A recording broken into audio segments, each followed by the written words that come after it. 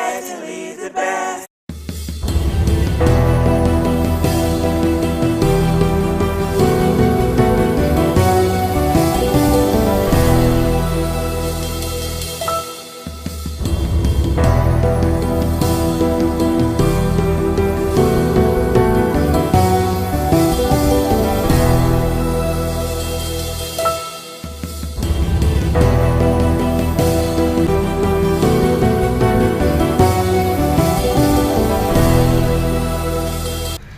Good morning, Nigeria, and I would say you're very welcome. It's a wonderful Monday morning once again, and I welcome you to This Morning on ITV TMI on independent television, where of course we get to discuss consequential issues from our political, social, and even security landscape here in Nigeria and even globally. We do this across 3 network centers, Benin here, Lagos and Abuja, where we get to deliberate on these issues and bring you insightful analysis and conversations that are shaping it. I am Chukwufumnanya Digwe, and I'm one of your anchors here in Benin. I'm not doing this alone. I have with me the beautiful and intellectual Anu Oluwapo Stevens. Good morning, Anu. Good morning, Chukwufumnanya. You look great. So do you. How was your weekend, and how are you fired up to take the conversation this morning? Well, my weekend was great, a mix of both, but yeah, thank God we are here, and so many things to talk about, so many things transpired over the weekend, from politics to entertainment, a whole lot of dragons in line, but it's good to know that we are here and ready to take the baton. Definitely. There is so much to unpack. I did tell you before, from the political landscape here in the country to the security landscape as well. First on the list is one of the most consequential topics that is circulating both our social spaces in real life and even on social media, the just concluded APC primaries. Now, the APC primaries timeline happens to be the House of Representatives primaries, which was held on Saturday, May 16, 2026, and we're also expecting the Senate primaries today, May 18, 2026. So talking about the House of Representative primaries, there were losers, there were winners, and there's a lot of conversation shaping it, Anu.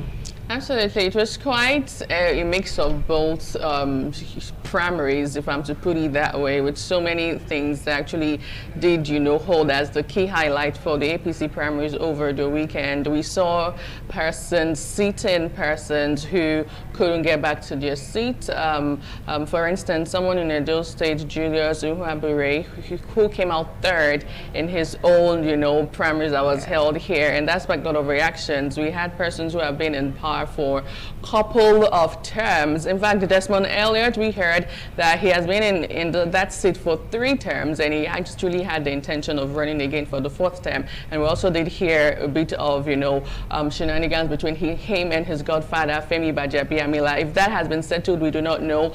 But online as well, we also saw, I don't know if you saw clips of persons counting during the primaries. It was from 1 to 10, and from 10 to 100.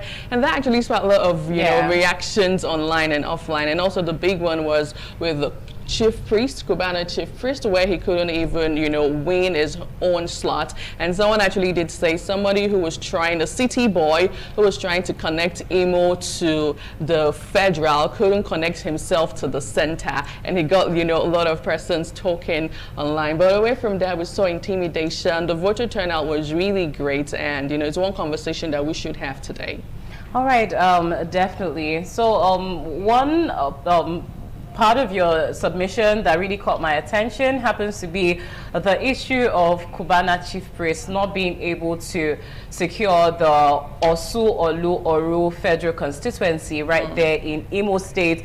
And there was a lot of conversation basically because of how he goes all out for the city boy movement, and basically with the president's son canvasses for another term for the president. So it's a mix of shock, disappointment, but there's some people that actually did expect this. So I would say try again next time. He also did come out to say that he decided not to contest at the end of the day because he said that his brother has held that position before, and also it's not the time for his ward to do that. I feel like that's sore loser talk, but what do we know? The certificates for the primary election have also been presented right here in Edo State. 9 winners representing the federal constituencies in the National Assembly at the APC State Secretariat right here in Benin City, where we saw that the returning officer and chairman of the National Working Committee of the APC Federal Constituency primary election in Edo State, Honorable Ahmad Ajana, presented the certificates, said the direct primary elections for the House of Representatives across 192 wards were peaceful and fair. So, of course, there's a lot of conversation, but these are definitely the reports, Anu. Absolutely. Well, we also reacting to, just to go back to Kubanache, first reacting to him, I know the president's son, Sheyi Tinubu, has also responded and encouraged him and said it's not all of the things that you win. You win some, you lose some to win the war. I wonder which war he was referring to there. But then again, we saw political legacies, you know, beholden just before our very eyes. The son of the former president, Muhammadu Buhari, actually won. Yusuf Buhari won his own, you know, tickets right there. But it's actually, it's a win-win, really. Likes of Tajuddin Abbas of the, you know, House of Representatives also won his. The Lagos State Minister of the House of Assembly, Obasa, also actually won again. Oji Uzor Kalu won, and, you know, there were several wins. But the main thing that actually, you know, broke the camel's back was when we saw that some persons who are currently in seat couldn't win or, you know, get back to that particular position, and that sparked a lot of reactions online. Well, it is what it is. The APC is one very viable party for the 2027 general elections, and definitely these primaries is going to shape what we're going to see in 2027. We're still on this conversation, and we have a lot more to unpack. And joining us in this conversation and a lot more, we have Mercelina Nkwo in Lagos. Good morning, Mercelina. How was your weekend, and how are you fired up for this morning? I'm very well, thank you. Good morning, Chukumfunaya. Good morning, Anu. The weekend was good. I mean, it's a rainy day here in Lagos. So we're still going to be talking about the primaries election and the APC primaries that was held on Saturday. You know, we're going to be talking about that today from Lagos Network today. And of course, we'll be having a guest that would help us talk about it.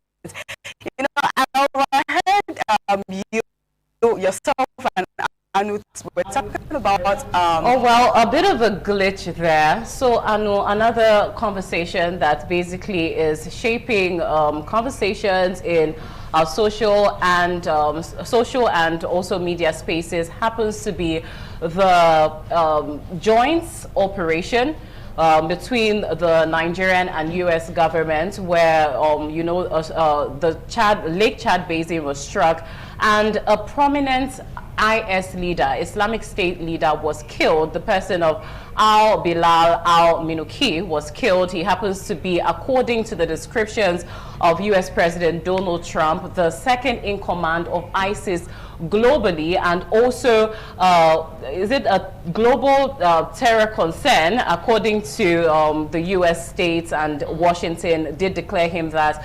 And you know, this happens to be one of the major strikes by the U.S. and Nigerian government since all of this terror has, you know, happened recently. So what's your take on this? Well, we saw that happen over the weekend, first with Donald Trump having it on his socials, and then again we saw the federal government coming out to say, yes, indeed it happened, it was a joint operation. But then there has been mixed reactions and different responses, especially from the DSS headquarters. And also Femi Falana, one of the prominent human rights activists and also a lawyer, did state that who really was killed. That the same person actually mentioned to be killed was actually killed in the 2024. And then we also have the conversation of them actually, just like Sherkal, them actually bearing, or the name moving to the next person coming into that position. But then again, this is actually happening at a time where over the weekend in Oyo State precisely, another, now emphasis on Oyo State. It's quite interesting to see how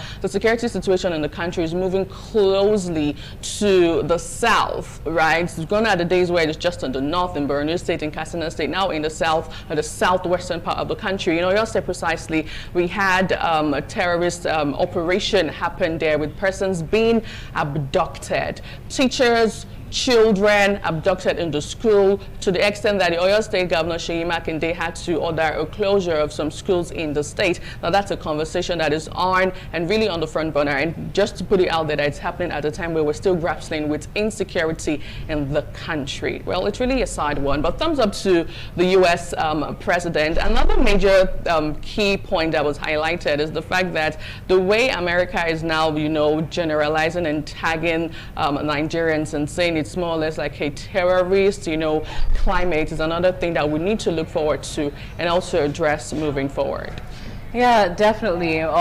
Strikingly, you did mention the Friday attack right there in Oyo State, where about 45 school children, talking about primary and nursery school children, were abducted by these terrorists, which one of the teachers of the school happened to say that they spoke English, they spoke Hausa, Pidgin English, they spoke Hausa, and they spoke Yoruba languages fluently. And like you did note, it's moving closer to the south. So these are things that we hope that will be curbed in due time. Also getting to see the joint operation strike that, according to the US and Nigerian governments, killed a high-ranking terrorist leader.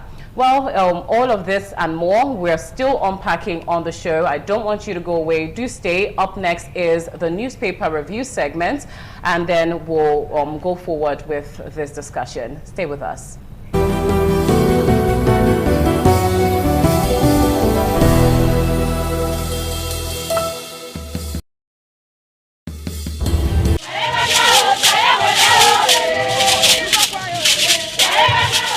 In a rare display of botanical brilliance, the palm tree defied natural norms, sprouting multiple branches that bear fruits. This rare occurrence has become a wonder to many, as experts are calling it a one-in-a-million phenomenon.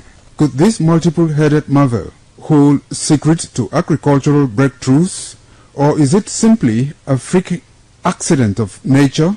An agronomist with Nigeria Institute for Oil Palm Research, NIFOR Benin. The strange palm tree also raises issues of a blend of science with human interest and cultural significance for maximum impact.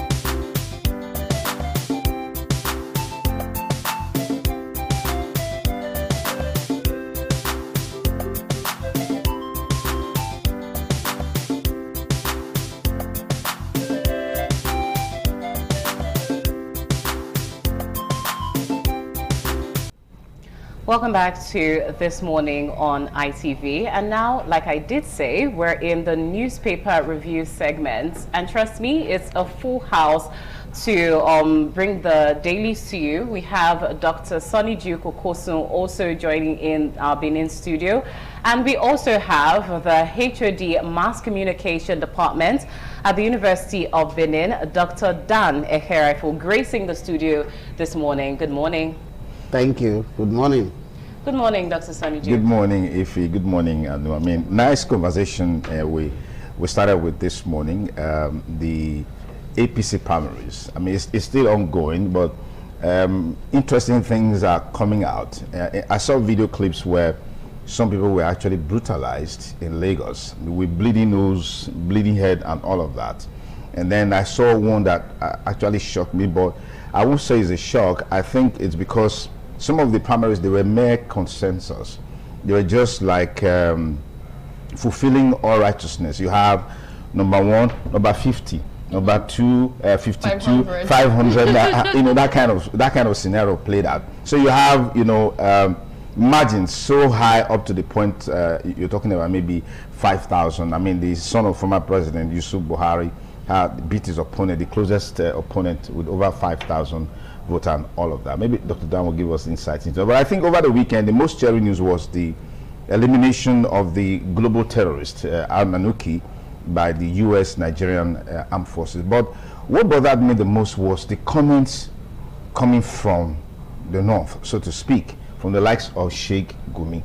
The things he was saying would obviously show to you that there are indeed Nigerians who have, they are not just sympathetic towards this cause, they're actually behind what we are seeing in the country today. Look at the situation in Oyo State, which you mentioned, and the principal is crying out, the parents are in pain. I mean, it's just so devastating to see that government is doing things to address this issue, but those who are supposed to be encouraging government, supporting the military, are the ones criticizing some of these actions, Dr. Dan. Well, I will start with the primaries I just had yesterday with reference to the House of Reps. It is true that it's more of a consensus arrangement. But one thing that bothers me about the way open primaries are conducted is that you start counting from one you jump to 50. And it's obvious to everybody that you are lying. Why increase the figures to be very bogus? For those constituencies where you had issues with reference to parallel congresses, in some constituencies you have arrangement where if it goes to this local government this time, the next tenure it should go to the other local government. But those who have tasted power feel strongly that the honey is sweet, and they cannot afford to leave the honey. That is why you have such cases of high level of disagreement as obvious in on one federal constituency. That of Akoko Edo is supposed to be the same, but the powers that be seems to be very strong, and they had their way. They had their way. So where you have disagreements emanated from the fact that maybe there is disagreement across party leadership on who should actually go, so they will encourage parallel primaries with the mind that those who have strong influence in Abuja will automatically have their way. What is happening at the national level in terms of the terrorist activities? It is an obvious fact that there are Nigerians who support terrorism because it's a business to some of them. So if you're asking them to stop the business where they make billions of naira yearly, they will do everything possible to stop you. But we'll continue to pray that the military continue to succeed with their effort so that the endless killing of Nigerians will reduce to the barest minimum, and we'll have a country where we'll go back and say, indeed, this is a safe nation. This alliance between Nigeria and the U.S. is producing results, but some fanatics, fundamentalists, don't seem to want to have anything to do with it, like Sheikh Gumi, based on his comments we've heard in recent times. Yes, like I said earlier, over the years he has been the chief negotiator. A man who negotiates ransom on behalf of terrorists, he may definitely have some benefit that he gets. So on one hand, he is saying, let us not be killing the terrorists. But on the second perspective, he is saying, no, they are our brothers. What are those soldiers they are killing? Do they not have families? Those people, those lives and properties they destroy, those young children they make orphans, are they not having families? So sometimes you look at the way these people talk, you'll be asking yourself whether they are reasonable. I thank God that the son is in the military. If I were a commanding officer, I will send his son to the theater of war. To the front line. Yeah, so that if he's eliminated, he will feel the pain that others are feeling. That is the way to deal with people like that. Okay. All right, thank you so much for your disposition so far. Now, let's take a look at our national dailies. Top of that list happens to be a Daily Sun. On the Daily Sun newspaper headlines, on 2028, it says APC faces revolt from trapped, disgruntled aspirants. Hundreds of aspirants decry imposition, deceit. Also on Daily Sun, 2027, PDP camps clash over nomination of candidates. That story is on page 27. On the business scene, it headlines, marketers fight Dangote over plans to block petrol import permits. The subrider says, say Nigerians' interests must triumph any single player. Also on Daily Sun, Senate, Okowa Umuagege, battle for soul of Delta and the APC. That's on page 27, and the subrider says Shetima withdraws from Kaduna Central race, calls for party unity. Away from that, on the business scene, banks under pressure to turn 4.65 trillion naira capital profits into real growth. That story is on page 2. Also on Daily Sun, Yoruba land under siege, Afenifere raises the alarm. Subrider says NAPTAN tasks Makinde security agencies on speedy release of kidnapped Oyo teachers and students. That story is on page 4.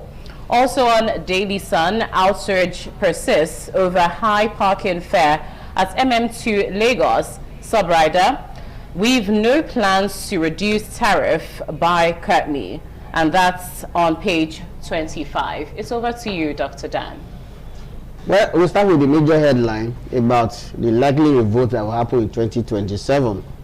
But if you understand politics very well, even those politicians who are complaining, if there is a grand arrangement to settle them by appointment, the so-called revolt will be just a paper talk. Okay. So that is a fact. The second thing is that for those who feel very disappointed with the reality of the primaries, the best some of them can do is that they will go into their shell and be re-strategizing for the next elections. That is what you will get. Generally, Nigerian politicians have taken politics as a business. They invest heavily on this. People buy cars worth millions of naira for party leaders to get into positions. And when you hear about revolt, there are some of those persons who invested heavily, and at the end of the day, it's like they were disappointed by their party leaders. That is one of the reasons why you are hearing such things. But I know if they are sure that their party is going to win the national election, the talk about revolt will not come. Because if they revolt, the implication is that nothing will get to their hands. So the likelihood is that they will want to form alliances, renegotiation of what they are likely going to get. The other major thing from that headline, talking about what is going to happen in Delta State. For Delta North, the likelihood is that Okowa is going to beat Ned Woko unless federal forces come into play. That of Delta Central, being that is the senatorial district of the governor has interest in the Ikube senator. The fear is that Omo Agege is so powerful that if you give him Senate, he is coming back to turn the boat. So they will not want him to return to Senate. But the man who is there, he has been able to play his card with the governor. He is very sure of getting the ticket from the feelers I've got it from Delta. The high rate in MMM parking lot by company is a private investment that manages MMWay 2. Going by the harsh economic realities, cost of maintaining facilities, they will definitely increase fare to meet up with their operational cost.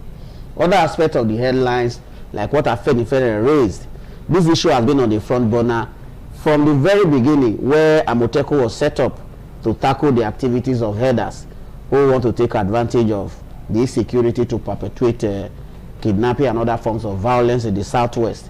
We wait to see what the response of Afenifere and other governors of the Southwest will be. Because once you start having high cases of kidnapping in a place like Oyo, the implication is it will snowball to Ogun State, and Lagos, where you move about and you don't know who is behind Absolutely. you. So if it gets to Lagos, it's going to be very terrible. I expect to see a very strong response from the Southwest with reference to what has happened in Oyo State. Fantastic. Let's take a look at what we have from the Daily Trust, our next paper for review. The major headline there, it says, APC reps primaries, irregularity claims, shock defeats for incumbents. And it's so bold there. You find that story on page, okay, that's on the front page actually, page 3, 4, 5. Those pages, you know, carry this story. So let's look at more for you on the Daily Trust. You have 4 days after Borno, Oyo school children still in captivity. The one that has dominated the media space is the Oyo school children, but we can see that even some more school children are still in captivity in Borno State. That's quite sad. Akpabio, Barao, 7 governors battle for senatorial tickets today. And that will be a major talking point on the show today, particularly in Edo South. And I know Dr. Dar will be here to give us insights into that particular conversation much later on our discussion segment. And Senator Benga Daniel has stepped down. Apparently, he can't stand the incumbent power of the current governor of that state who wants to take over from him. And we're also going to talk about governors who love to retire, you know, in the Senate. Yeah. Okay, let's look at Nigerians spend 5.43 trillion naira on petrol in first quarter. You get more of that on page 29 on the Daily Trust. Okay, let's bring you more stories on the Daily Trust. How terrorists killed 17 police officers, soldiers in Yobe. Really, really sad. And our hearts goes out to the families of those security agents killed in those attacks. Dr. Dan, give us your insights into some of the stories. I will start with the terrorist killing in Yobe State, where security officers were killed. Fortunately, that area in question is a place I have stayed. I've stayed in Buniyadi, Gujba, Damaturu, Wow. that part of Yobe State. The reality is that natives hate terrorism because of the benefit they get from some of these terrorists. If you give a poor man access to 20,000 naira all of a sudden and say, give me information if you go out to see soldiers, the likelihood is that some of them will respond to that. Poverty is one of the reasons why security forces are compromised by natives. They know the terrorists in these areas, and one way or the other, because of the aid they get from the terrorists, they are in a position to shield terrorists, provide them with information, and this provide basis for the terrorists to launch or coordinated attacks against security forces. It's very sad that 17 security personnel were killed by terrorists. Like you said earlier, our heart goes to the families of the slain security forces. That is the major headline. The other headline from that story is the likely battle between incumbent senators and their governors who want to come in. I will anchor my point of this headline with reference to Ogun State. If you follow what has happened in Ogun State, the governor has used his incumbency power to muzzle Bega Daniel at all costs. In one of the meetings held in somewhere in Ijebu-Ode, he was denied entrance into the primary venue where the arrangement was made that the governor will be the sole candidate. And the man said, even if you are going to allow the governor have his way, let me have a say. Those who will vote for me, let them have opportunity to make a choice. But he was denied that right. All attempts, if you recall, when the president visited Ogun State to open the airport, there was a protest, so to say, against Bega Daniel till the president said, I am not here for this. Let those people stop what they were trying to do. With the nature of our politics, I'm wondering if the lawmakers themselves, sometimes when they get to the National Assembly, they don't think that elections will come again. If there are people who look forward to making the right laws, some of these shenanigans you call primaries will not become obvious in our polity. What we need to do, yes, it is true that this current law they made that either consensus, direct primaries, instead of indirect primary should be the order of the day. The question is, like we made reference to the issue earlier, in many places where these primaries are done, the so-called local primaries, did they follow the actual number of counting? That is a big question. So if I were Major Daniel like he has done, I don't need to waste my money fighting a fight I know you won't win. I will not win. So he has done the honorable thing by throwing in towel. It is a sign that he's an elder statesman. He understands what politics is. His time will come again. And when the time his time should not come again. Because he's not the only person in that state. His time should not come again. I mean, governor for 8 years, and then from being governor, he went to the Senate. Yes. At least 4 years. Yes. Now, the incumbent governor also wants to go there to retire at the Senate. So he should. What are they looking for? When you see that, you ask them. Help me ask them. I don't. Well, I think it's becoming a tradition for governors when they're done to retire at the Senate. Yeah, But that's why anyway, most times they go there and they sleep. And they sleep like someone that is tired. tired. I mean, it's crazy. We see all of these things on screen. You see them sleep and sleep out. No bills, no motion, no law, no contributions on the floor of the house. Yeah, it's quite sad. Absolutely. Well, we'll move away from Daily Trust newspaper now to the first daily newspaper, leading with the major headline trending all over the national dailies this morning. As it says, 2027 shock losses, big wins on the first daily newspaper. Shock losses, big wins rock APC representative primaries. That's the major headline there. Away from that, APC screen Yahaya Bello for Senate. Despite EFCC trial, this has got a lot of persons talking online and offline, and I'm sure Dr. Dan would love to react to this. Adeleke orders security reinforcement in Osun schools after Oyo kidnappings. Away from that, in health, Ebola, NCDC heightened surveillance after DR Congo, Uganda outbreaks. Now, still on the first daily this morning, the federal government bans contract variations without BPP approval. SERP to INEC, probe alleged 800 billion naira FAG diversion for APC campaign. Abducted Oyo school principal student plead for rescue. NDLEA seizes cocaine bound for UK, Australia, arrests suspect. And finally, Dangote expands Ethiopia fertilizer project investment to over $4 billion. A lot of things to talk about this morning. But Dr. Dan, I'd love you to start with Yahaya Bello, someone who was one time wanted by the EFCC, is now been screened. I think he even passed the, he got his seat at the primaries over the weekend. Yeah, I saw one of his apologists, Abejide Leke, who was in ADC like 2 weeks ago, switched over to APC, won all the 34 wards for the House of Representative primaries for the Yagba constituency in Kogi State. That's Yahaya Bello's power. I will respond to this issue. Abejide is a honorable member that is very effective when it comes to representation. Okay. You recall that he's not a Yahaya Bello apologist. In the last dispensation, Yahaya Bello said he was not going because he was a critic of Yahaya Bello and even contested the governorship against Yahaya Bello. But when the election came, that was when he decamped to ADC. He was the only House of Rep member of ADC. So in terms of representation, Abejide has done very well. That is why even when he's in the opposition, he's able to win election. So you ask yourself, within 2 weeks he came to APC and is able to win the primaries. Don't forget the role he tried to play in destabilizing APC, ADC, and the reprieve that came from the courts. So for Abejide, he will always have his way because he is with the people. That is the thing that they sell it for him.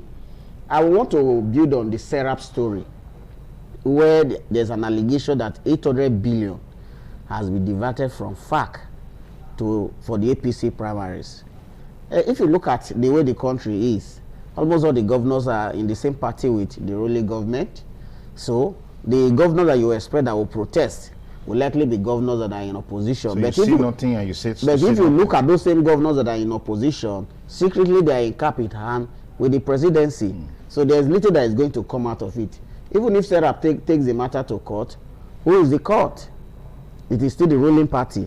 So I'm asking myself why the federal government will divert, as alleged by Sarah, 800 billion to be shared to APC states for their primaries. Don't forget that 2027, you will see the power of money in terms of vote buying. You will be buying vote for 100,000, 200,000, and the poor people will line up and take the money. They will have their way. So those who need to fight this, the civil society group, those who need to raise their alarm, we should start saying this now so that we can nip it in the bud. If not, 2027, those who have the power of cash will determine where the election will go. Okay. All right, well, moving on to the Nation newspaper now. A major headline there says, governors, heavyweights gun for APC Senate tickets. It also sub-writes, big battles in Ogun, Delta, Kano, Edo, Gombe, others. Smooth sail for Akpabio, Barao, Bamidele, Abiru, Oshomole, Buni. Also on the Nation newspaper, on the business scene, it's on Dangote's investment in Ethiopia as Dangote pushes for food security in Africa with fertilizer plants. That's on page 19. Also on the Nation, interest rate inflation top CBN's policy meeting. Away from that, kidnappers of pupils trapped inside Oyo National Park. Moving on, BOI gets $200 million AFDB loan to support industrial sector. Also on the Nation, finally, Wigwe's passing almost stopped Bielsa power plant project, says Diri. That's on page 6. Over to you, Dr. Dan. Yes, I will start with that story of Bielsa State investment in power and the funding gap that came as a result of the death of Herbert Wigwe. For governors who understand what it means to bring development to their people, that is the way to go. If you look at what is happening, there is shortage of power across the nation. So for governors who have the raw resources available, investing in the power sector to bring about stable power supply and the likely industrialization that will come from it is a very good development. Thank God they were able to settle the hiccups associated with that funding, and that they have a breakthrough now with reference to the Bielsa Power Project. Other governors should start taking in the same direction. The battles for Senate, as we have said in our earlier conversation on this, is very obvious. We're going to see, there are states you are going to have serious battles. Places like Edo South, places where strong contenders are fighting for the same ticket. You're going to have very serious issues in those states. But the reality is that those who have the backing of the presidency or the leadership of the party will have their way. That is just the truth. Fantastic. Let's look at our next daily. The New Telegraph is our next port of call, and it says APC House of Reps primaries, mixed wins, confusion across states and the riders. Reps Chief Whip Kumo unopposed, 4 incumbent lawmakers, Akume's wife, David Mark's daughter returned, others lost out in Benue. Results declaration stalled in Ondo. More for you, Bruno, or your students' abduction, Senate vows speedy action on state police. All right, abducted principal teacher beg FG Makinde for rescue in video. That's on page 2 and 28. FG explains delay in release of quarterly budget report is on page 4. And from the minister Bagudo. APC Benga Daniel pulls out of Senate race, side security threats, asks supporters to boycott primaries. And then is on page 2 of the New Telegraph. Insecurity, time to enhance local defense industry. You'll find that story on page 3, 9 to 14. Defense industry capabilities is now. All right, more stories for you. Ebola, who declares global emergency as FG moves to heightened surveillance. Nigerian virus free. NCDC assures as disease kills over 80 in DR Congo, which seems to be the epicenter of that disease. Once upon a time, a ruling party, how PDP lost steam after 16 years dominance at national and subnational levels. And then NNPP rejects restrictions on political movement, accuses APC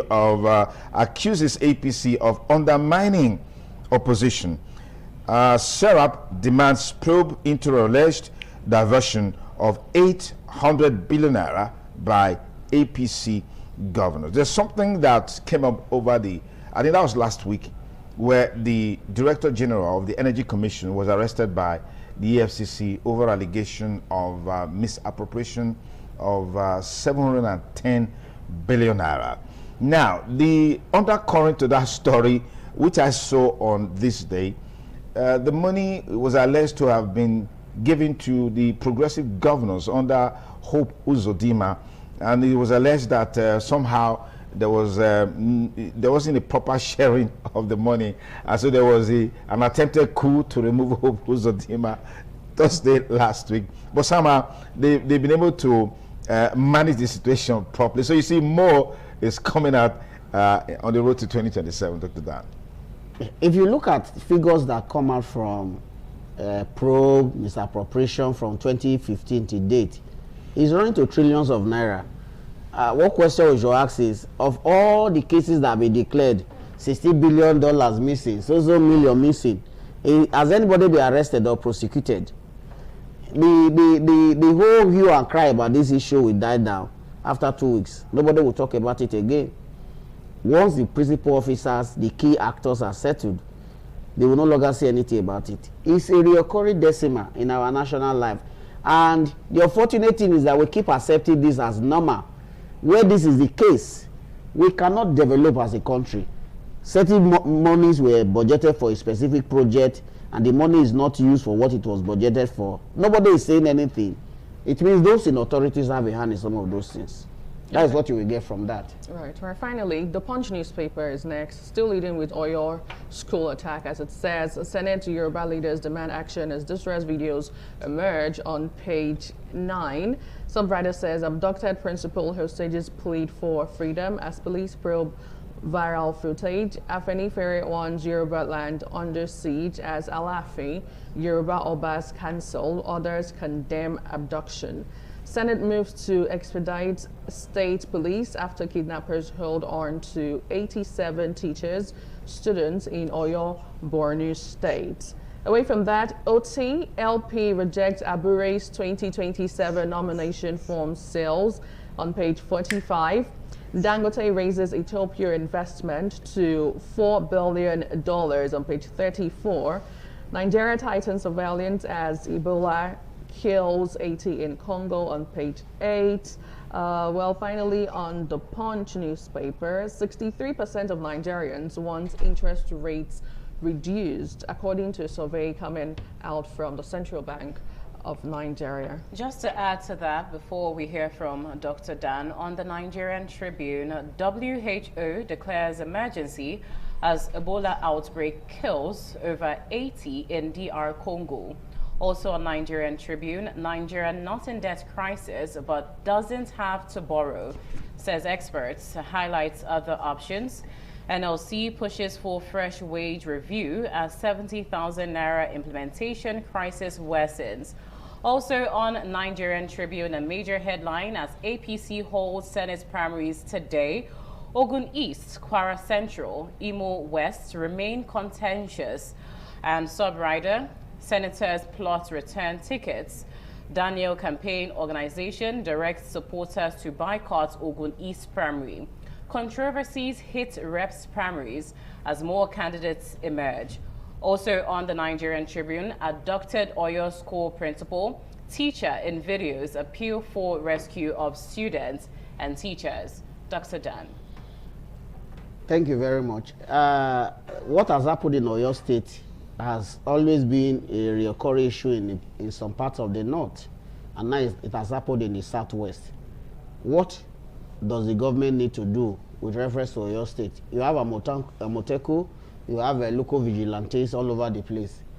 Deliberate effort should be made by the government to ensure that those persons, those children are rescued, including the teachers. But it's a wake-up call to other governors to start looking inward. what I found very sad is that now that it has happened, you will not hear about the school protection project. Already. And once this issue dies down, nobody will talk about it. I recall when Obi was the Minister of Education and the Dapchi school abduction. Yeah. There was a funding arrangement to have security protection for all major secondary schools, especially the boarding schools in Nigeria. What has happened to that funding project? It was a foreign donor support. Nobody is talking about it. Now that it has happened, you hear Osun State government saying there should be a security surveillance around school. When this issue is over, nobody will talk about it again. I think there is something wrong with us as a people. We don't think about sustainability of projects, sustainability of programs, and that will take me to the Ebola issue. If you look at the Ebola issue, we practice hand washing. Once COVID was over, we no longer wash our hands, we no longer do all of those things. If we sustain that culture of washing our hands, stay distance, stay cleanly, even if there is an outbreak, it will be managed to a barest minimum. Well, thank you very much, Dr. Dan, for your disposition on all of the papers brought forward. Well, this is where we draw the curtain on our newspaper review segment. Up next is the most consequential aspect of this program, the discussion segment, where we take a deep dive into the issues that are trending. Don't go away. Dr. Sonny Duke Okosun is leading that conversation. Stay with us.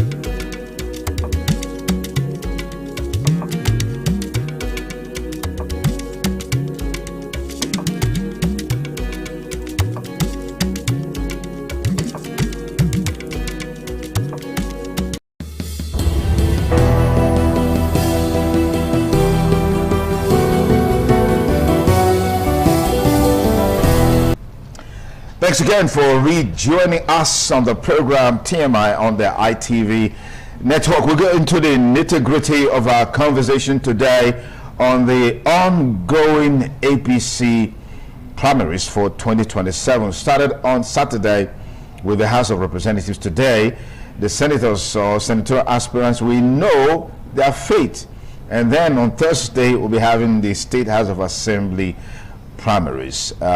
The result for the House of Representatives is already out. Expectations are high for the senatorial exercise today, particularly in Edo South Senatorial District. Let me welcome Austin Agbeomori, is a global affairs analyst, joining us virtually from Abuja. Austin, it's a delight to have you join us on the program. Thank you for your patience. Thank you. It was a good patience.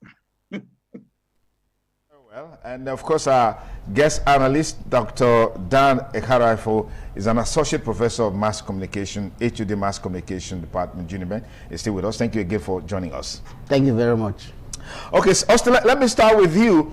We've seen the big winners, and we've also seen the big losers in the primaries.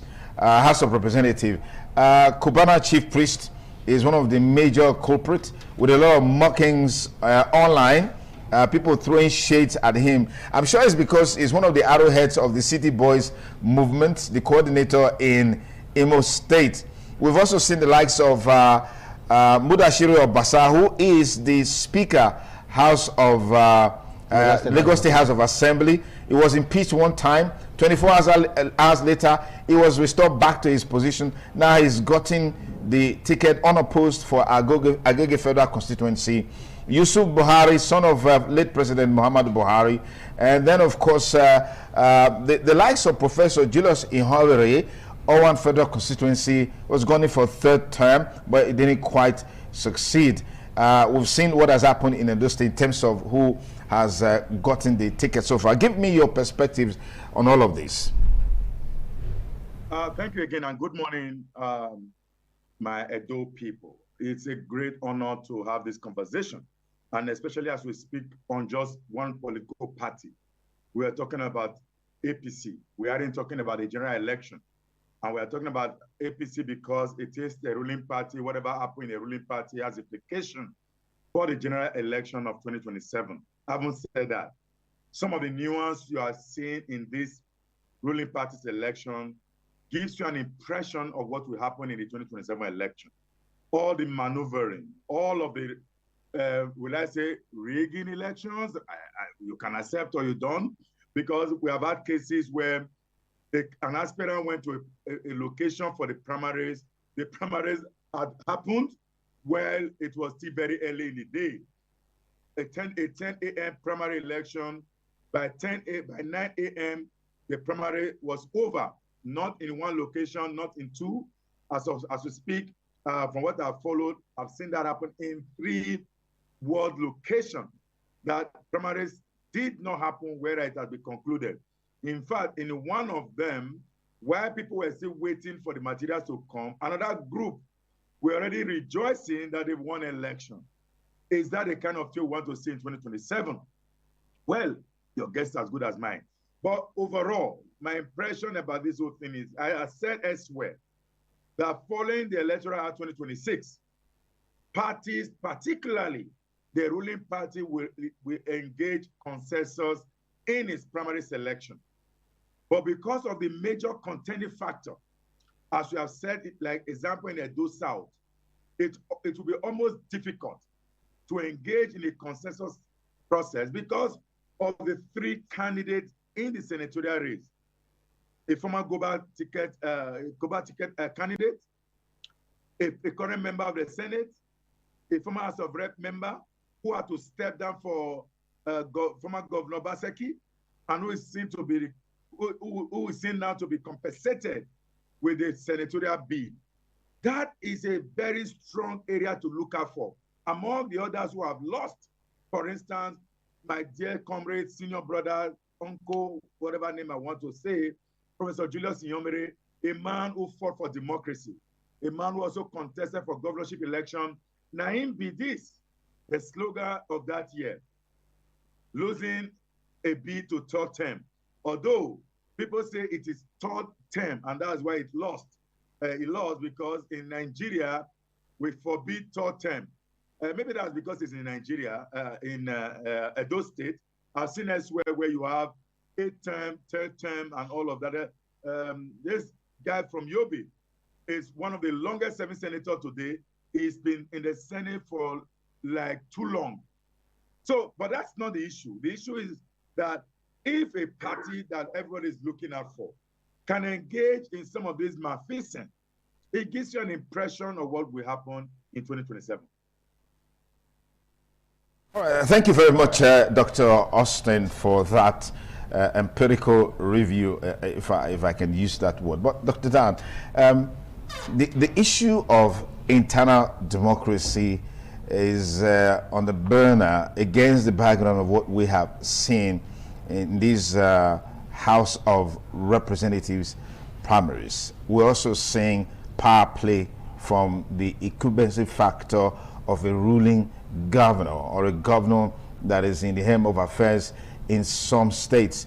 And what do you make of this culture of people saying third term is Ebola, third term is unacceptable in Nigeria? But there are certain climes where this is not a factor. In the US, you've seen the Kennedys and the likes being in Congress for up to 34 years, 40-something years, as the case may be. But we know that in Nigeria, too, the likes of the former Senate president is doing almost 28 years in the National Assembly, transiting from the House of Representatives to the Senate. Give me your perspectives on this.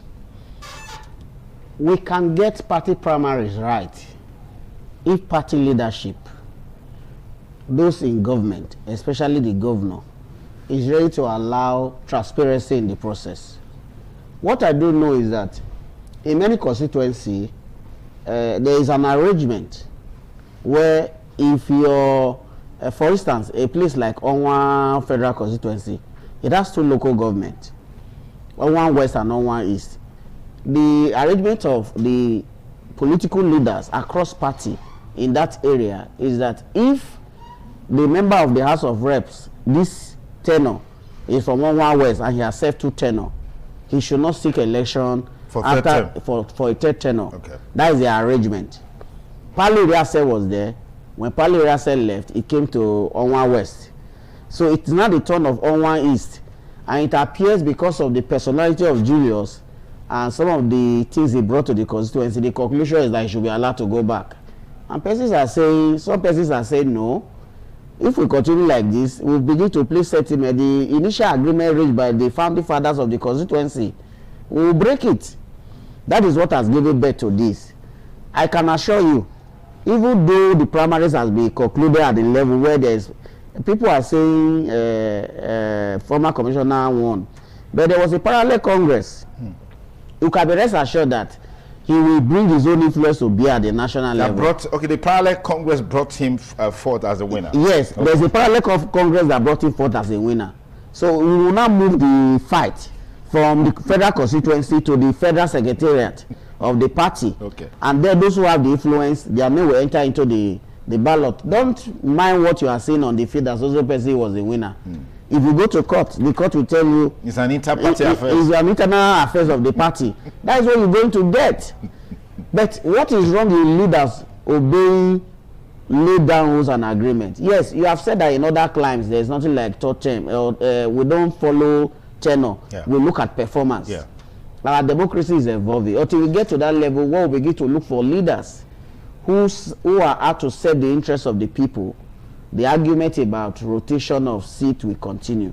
So if you have somebody who serves the interests of the people across constituency, projects are distributed evenly, people are empowered, the argument about where the person comes from or the constituency it comes from will not be an issue. So we are growing until we get there. This fight for representative seat in constituency that have more than 2 local governments will continue. In your federal constituency, you have 3 local governments.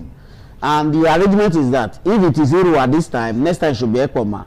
If it's Ekpoma, next time it should be Igwebe. So, but the Igwebe people, because of their small population, are always marginalized in the Federal House of Representatives. Are you not the advocate, Dr. Dan? No. If we go by the issue of agreement. Absolutely. If we go by the issue of agreement, but they always shall change. So who will build them? They will remain subservient to other local government when it comes to struggling for that House of Representatives seat. They will wait. When you bring result from Igwebe and Iruwa, Ekpoma will give you the large vote that you need. It's a recurring problem. The leadership of the party need to play with sincerity.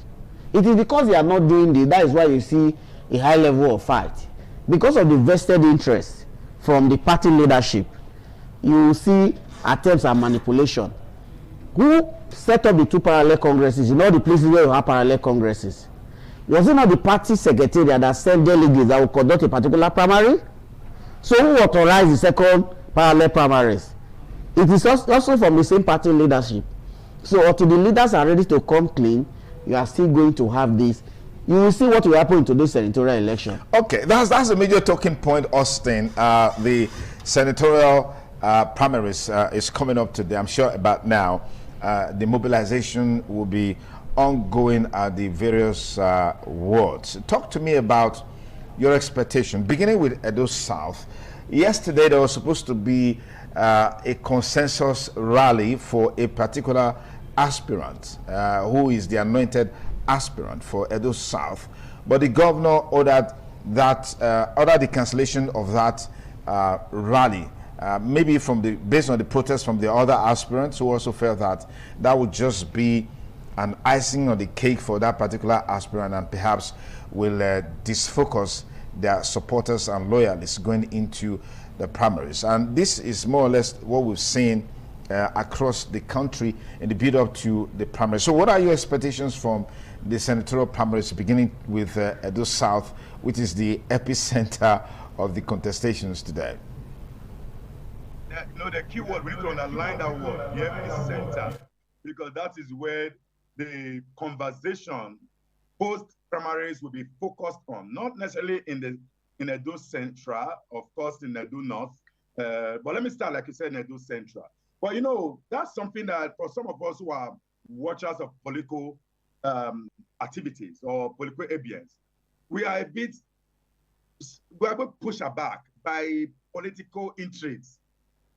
For me, I don't get it when the governor of Edo State, for instance, let me stay with Edo South, bringing to bear the personality of two important participants in this case. The governor, who is not necessarily on the ballot for the Senate, but his interest, having a command and control system in place, and someone like the Pastor Yamu on the other side. So let's situate it.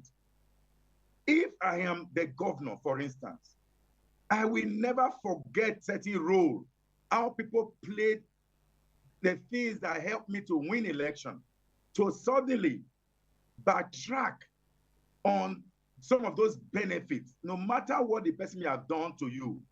I give you this case, and that's part of the problem that Governor Simi Fubara had with Wike, and that's why you see division in that process, that some people supporting Fubara, others supporting Wike, that you do not undermine those who brought you to limelight. That's talking about leadership. Never throw away the ladder with which you got to the top. The governor, who will have known the governor if it hadn't been for someone like Yamu, who fought tooth and nail with his own organizing among a structure to light up the governor, even against certain resistance from the power bloc in Edo State. The same governor is the one who is asking the same Yamu to step down. I mean, it's somehow, but this is politics, and that's why if I help you in politics, I should also learn not to accept anything from you. But if you look at the current senator, of course, nobody is talking about the current senator, because he won under a political party due to massive movement for him. Nedu, what's his other name? Left Labour Party, ran to APC because he wanted security. Meanwhile, the position he chairs in the Senate is a position reserved for opposition political party. He kept that position even after leaving the Labour Party. Ethics committee. He continued to hold on to ethics committee, a position reserved for opposition party. I mean, if you turn on to our brother, because all of them are our brothers, because I'm also proudly from Edo South. If you turn out to Ubedeyama, fine gentleman, someone who had to step down for Obaseki, who was lobbied to step down for Obaseki, and I'm sure that's why the compensation is coming in. because among other people who helped him to step down is former governor of Rivers State, Yeso Wike. But if you also remember in 2016, Wike was on the side of Obaseki, of Izeyamu, but he didn't quite play a major role, apparently because maybe I don't want to say some things on air that may contradict some people's view. But when he now ran in conflict with Obaseki, and when he ran in conflict with Shomole, it was move. Let it stay down, bring Obaseki on board from PDP to APC, step down all the major contenders. One of them was a very strong contender in that case, Iyama. But today, that conversation is on. But they should go into contest. And as the group from Oshomole has, the group from Izeyamu has said, let there be contest, free contest. In fact, I've also listened to Pastor Izeyamu a few minutes ago when he was addressing, if I was shown on ITV, that whoever wins this contest is a party man he will support. However, it should be transparent process. But what we have seen already, there seems to be transparency, especially when there was supposed to be a mega rally. A mega rally. If the other group had not shut down the mega rally, would the governor have shut it down? The governor should be seen to be. All right, Dr. Austin, let me pause you for a moment. Let me pause you there. We'll take a minute break. We'll be back in just a moment to continue with the conversation. Please stay with us.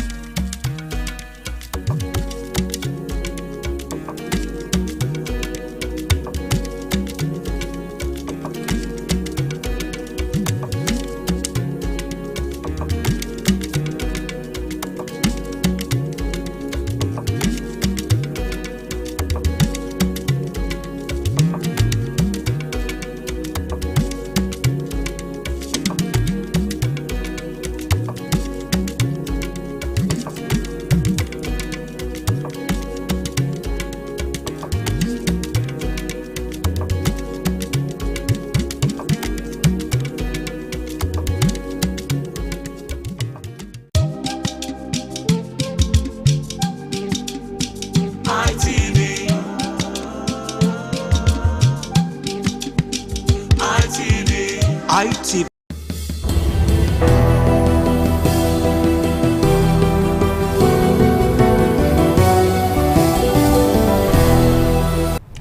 Many thanks again for rejoining us on the program TMI on the ITV network. We continue with our conversation on the ongoing APC primaries. Dr. Dan, thank you again for staying with us. Talk to me about your insights on the situation with Edo South. Because that seems to be the epicenter of the contestation today. I'm not sure there's going to be any problem from Edo Central. Edo North is already that one is a straight win for the incumbent senator. But Edo South is very, very contentious. Why is this so? Yes, Edo South is contentious because of the individuals who are in the race. Pastor Izeyamu is a strong political force. He has contested governorship election in this state twice. Ogbede Iyama has been a member of the House of Rep twice, even while he was in opposition. So he's a strong contender. Neda Emaswe, the current senator, left his former party with the assurance that if he cancels this party, he will be given the ticket. So these are the basis to the individual contesting this election. Why is it that we cannot have a consensus arrangement? You recall that in 2015, Pastor Izeyamu came on a consensus arrangement as the governorship candidate for APC or PDP. 2019, he was a consensus candidate for APC. Let's look at this current senatorial race. Some were thinking that Ogbede Iyama should be the consensus candidate. Pastor Izeyamu said no, he's interested in the race. And because the governor cannot wave him aside, because of the role he played in his emergence, you are thinking about a likely contest. But people fail to realize that the governors coming into office as governor of Edo State, they were also underhand dealings undertaken by Ogbedeyama to bring the governor as governor. If you watch what happened in the day the election was conducted, when collation was done, those who don't know what played out will not understand why Ogbedeyama is a strong force in this election. The reason is that Ogbedeyama played a role in ensuring that the governor win that election. Many persons are not aware of that. But for many party leaders, they are aware. That is where the issue is. So if those who labored, both of them supported the governor to emerge, and the governor is now under obligation to pay back. I did this for you. I know the fear of the governor. There are certain interests that the governor cannot afford to offend. Because when he does that by 2027 or 2028, when he be seeking re-election, those forces will come at him and he may not survive it. Don't forget that the governor's senatorial district is the smallest when it comes to voting strength. So the governor is careful. What type of decision should I take in this matter? On one hand, he wants to support one, on the other hand, he's not supporting one, but the governor knows where his heart is. All these so-called say, don't rally, don't rally, the governor knows what he's doing. You can be rest assured that today's primary is not going to be free and fair. There will be parallel primaries, and you're going to get a result, and the National Secretariat will support the anointed candidate. That is what is going to happen. So if you like, you are a supporter of Ogbedeyama, they know what they have done. Don't forget that in the events leading to this, there was a statement from the party chairman which was implied that they will not support people who don't win elections. And people interpreted it to mean is against one particular candidate. It tells you that they have an agenda. So for me, today's primary, people say it's going to be a strong contest. There's no contest. There will be parallel primary in Edo South. And the party structure at the national level will have its way. That is my interpretation of what is going to happen. All right, Dr. Omoye, give me your take. Listening to the perspectives shared, both online and offline, we have moved away from the qualities of those gunning for these positions.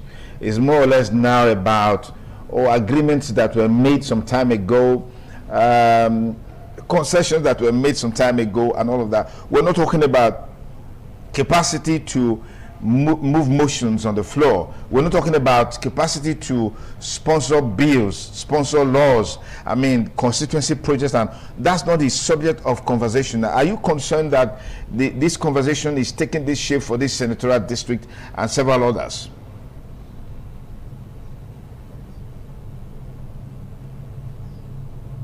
My brother, Dr. Obosu, let me be frank to you.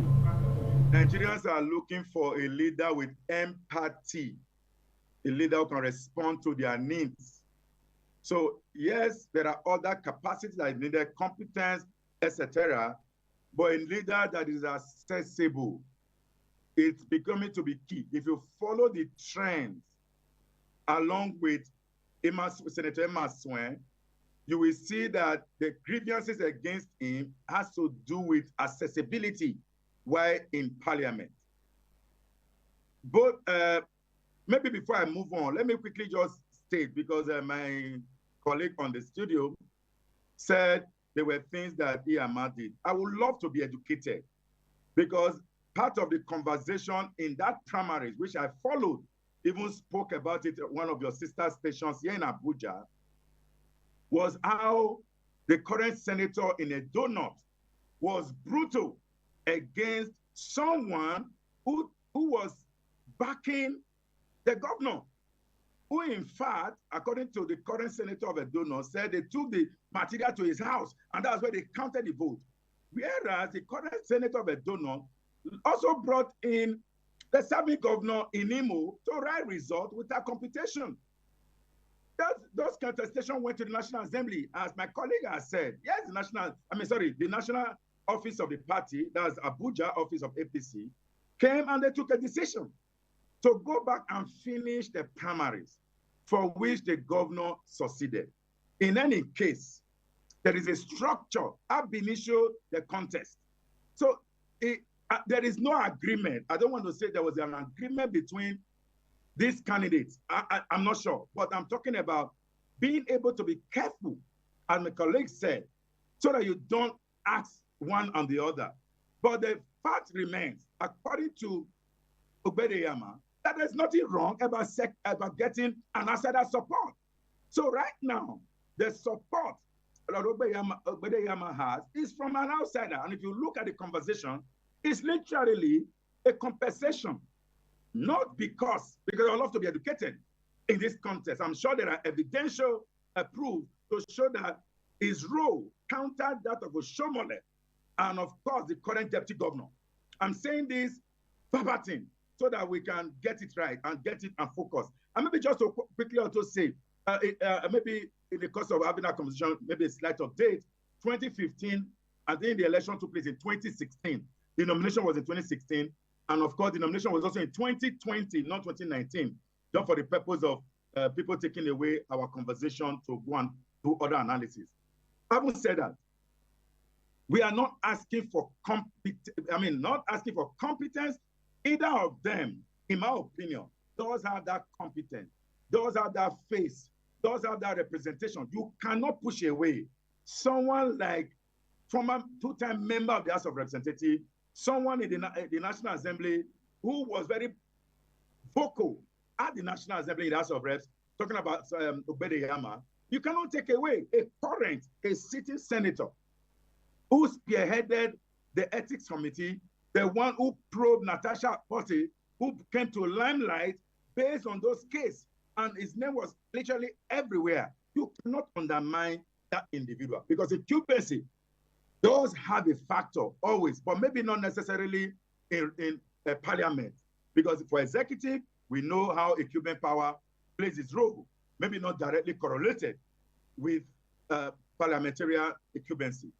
Or are you going to undermine an Osegezeyamu, someone who structure is always relied on in the South, in Edo South, who that even the president needed that structure to win in Edo State or to governize. So each of them does have the necessary capacity, does have the necessary following, but above all, in my opinion, is the person who will make it in that party will be someone the members of the party are able to assess, not just assessing them as from afar, but being able to call them and they respond, being able to engage them and they engage. When you call them on the phone, Your Excellency or your distinguished, I'm coming to see you. Those are the kind of people I think that the party members want to go for. In any case, we are just permuting. We don't have voting power. If you ask me, I have an opinion that if I'm a party member, I know who to vote for. All right, I'm sure even those listening to you, they know who you likely vote for. Anyway, that's on the lighter side. Dr. Dam, this is a very interesting situation where you literally have political bigwigs, an incumbent senator who leveraged on the mantra of obedient movement to come into power, eventually joining the ruling party. Former two-time member House of Representative, governorship aspirant who eventually stepped down, as they say, and then of course serial contestant, so to speak for governorship in Edo State, former SSG. These are no pushovers, and don't also forget that we have other political parties who are also going for Edo South. Let's look at the pros and the cons of this issue. In an ideal situation, what would be the best way to avoid a backlash, a fallout from these primaries? There will be no fallout. I said this with air of sanctity. Mm-hmm. They understand the way the power of incumbency works. If a decision is taken as to who to be the candidate and you work against the interests of the party, it means the likely benefit you are going to get, you will not get it anymore. There will be no backlash. Supporters may get angry after the primaries. There may be resistance, so to say. After 1, 2, 3 days, everybody will go and sleep. The same leaders will sit on the table and say, guy, what are you looking for? Is it not money? We will give you. Relax. That is what is going to play out.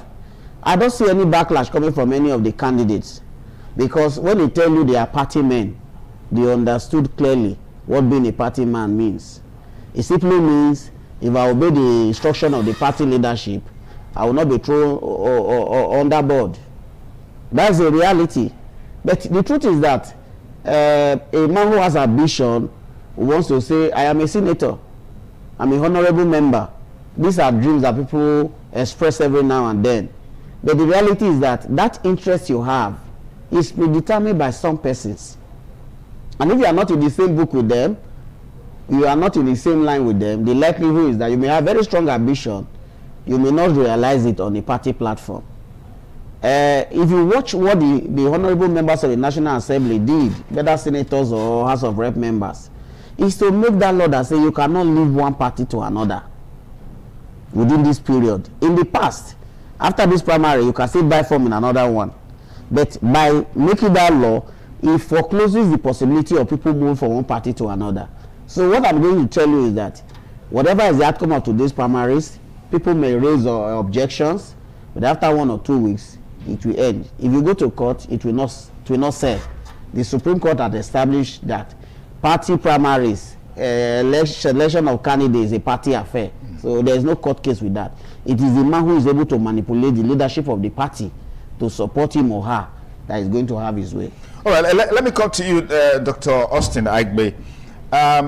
There's something quite interesting about the electorates. I mean, once the primaries are done, the next stage of the build-up to 2027 will be the election proper. And then we are moving from party members to the electorates. Over the years, we've seen that there is a characteristic of voters in Edo South, particularly within the 3 major metropolitan local government areas. We have Ego, we have Oredo, you have Ego, you have Ikbobaoha. Today's primaries for the APC, given that there's some level of perception about the party, its leadership, and its governance style in terms of impact on the lives of the people. How do you think this outcome of primary will shape, the election itself? We saw how Senator Ned Imasuen came to power on the obedient movement, as it were. Some of those misgivings about the government of the day in terms of policies and programs, they are still there. You want to comment on that? Exactly. Yes, you see what is happening is party primaries is one part of the divide. So the reason why people want the party secure ticket, particularly of the ruling party, is because of the advantage it brings.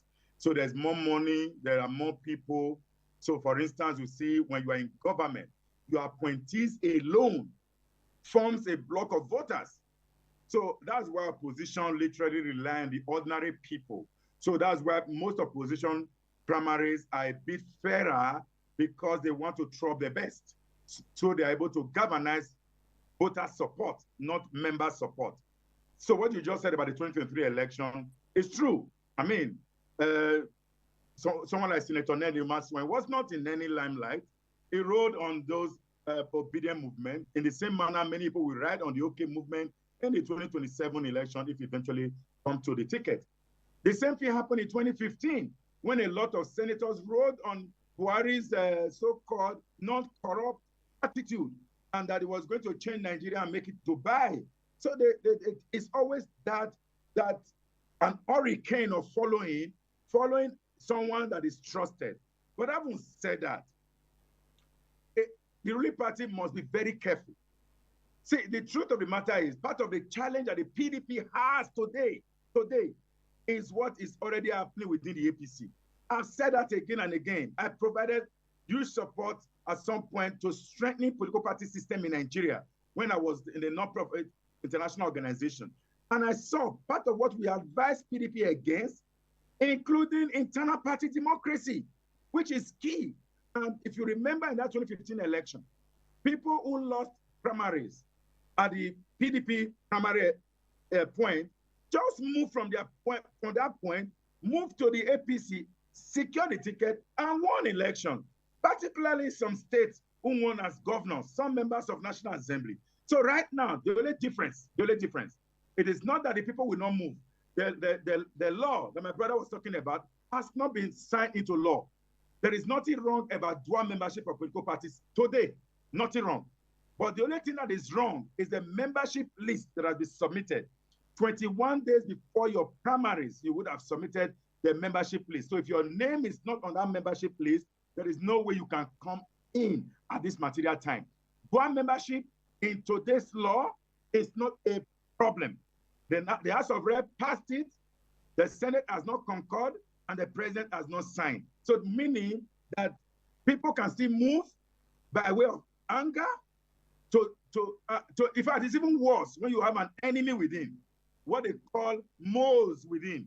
People who are within your party, angry, and they are not able to fulfill their intention because they saw that the process was rigged against them. Those kind of individuals, you have to find a way to meet their needs. And that's why I'm a bit curious. That, for instance, if I was governor or a president, someone like Oseke Zeyamo, someone like Iyama, Ubede Iyama, by now I would have pushed. You are close. Thank you. Thank you, Austin. Let's quickly bring this conversation to a close. Dr. Karafo, in the last election, we saw a lot of protest votes. Yes. That gave rise to some people coming into state assemblies, House of Representatives, and even the Senate. What is different about today? Do you think we can have a repeat of that? Because I hear people say that momentum, that third force has since waned, and with the capacity of Mr. President Bola Ahmed Tinubu, that may not happen, because we've seen how they've muzzled other political parties not to have, presidential candidates as well. If you sit the national leaders of APC down and ask them what their greatest fear is, whether you like it or not, Obi is still a fear factor in their strategy. They will tell you they have a strategy on how to tackle Atiku. They have a strategy on how to tackle Kwankwaso if he's going as a presidential candidate, but they don't have a strategy to hold Obi. The reason is that the large army of young people are still in support of Obi. So what you're going to get, for those who have succeeded in getting ticket from NDC, the reality is that they are going to ride on the Obi. If the ticket between Obi and Kwankwaso become a reality, you are going to get that same level of support that you got in 2023.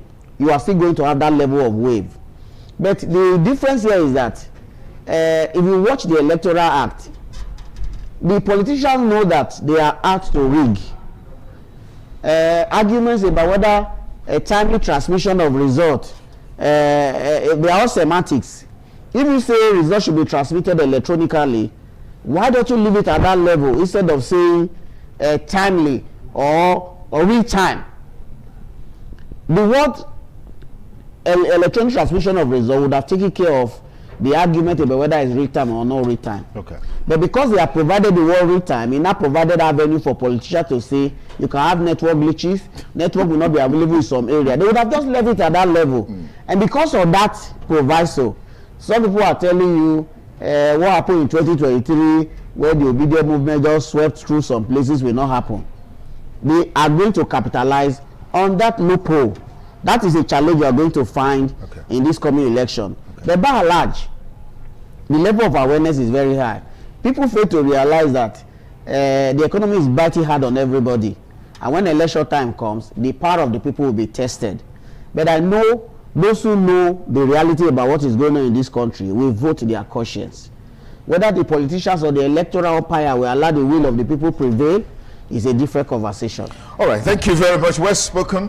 Dr. Dan Karafo, Associate Professor of Mass Communication, HOD Mass Communication Department, University of Benin. Thank you so much for your time, as always. Thank you very much. And I also want to thank my very good friend, Dr. Austin Aigbe, Global Affairs Analyst, joining us from Abuja. Dr. Austin, it's a delight to see you again. Thank you for the useful insight that you brought to bear on our conversation today on TMI on the ITV network. Thank you very much. Always a delight to always have you. Many years ago. All right. Okay, so our expectations are high for the outcomes of today. But whoever emerges, just know that it's one part of the whole conversation. If you emerge as a candidate of a particular political party, the next phase now is to face the people. What messaging are you going to bring in facing the people? That's why you need to maybe consult and contract people like Dr. Danny Harafo, behavioral change expert, to give you some of those keys to actualize that. Thank you for coming. We'll take a break. We'll be back with you with more conversation on the show. Harry Legama is a veteran Nollywood actor based in Benin City. And we'll be talking with him in just a moment before we link up with our Abuja studio. Stay tuned.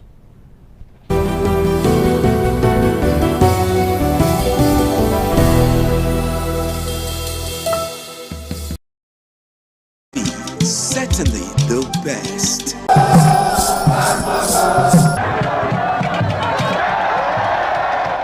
The Ugewe is the final ceremony of the series of festivals. It is one of peace and lightheartedness, following the more solemn of the ritual year. Ugewe is the festival of the Ewe leaves, a symbol of good luck and joy. It is the most popular of all that heralds the dawn of a Benin New Year, new vow, newness of life and freshness of life, and a new hope for the future.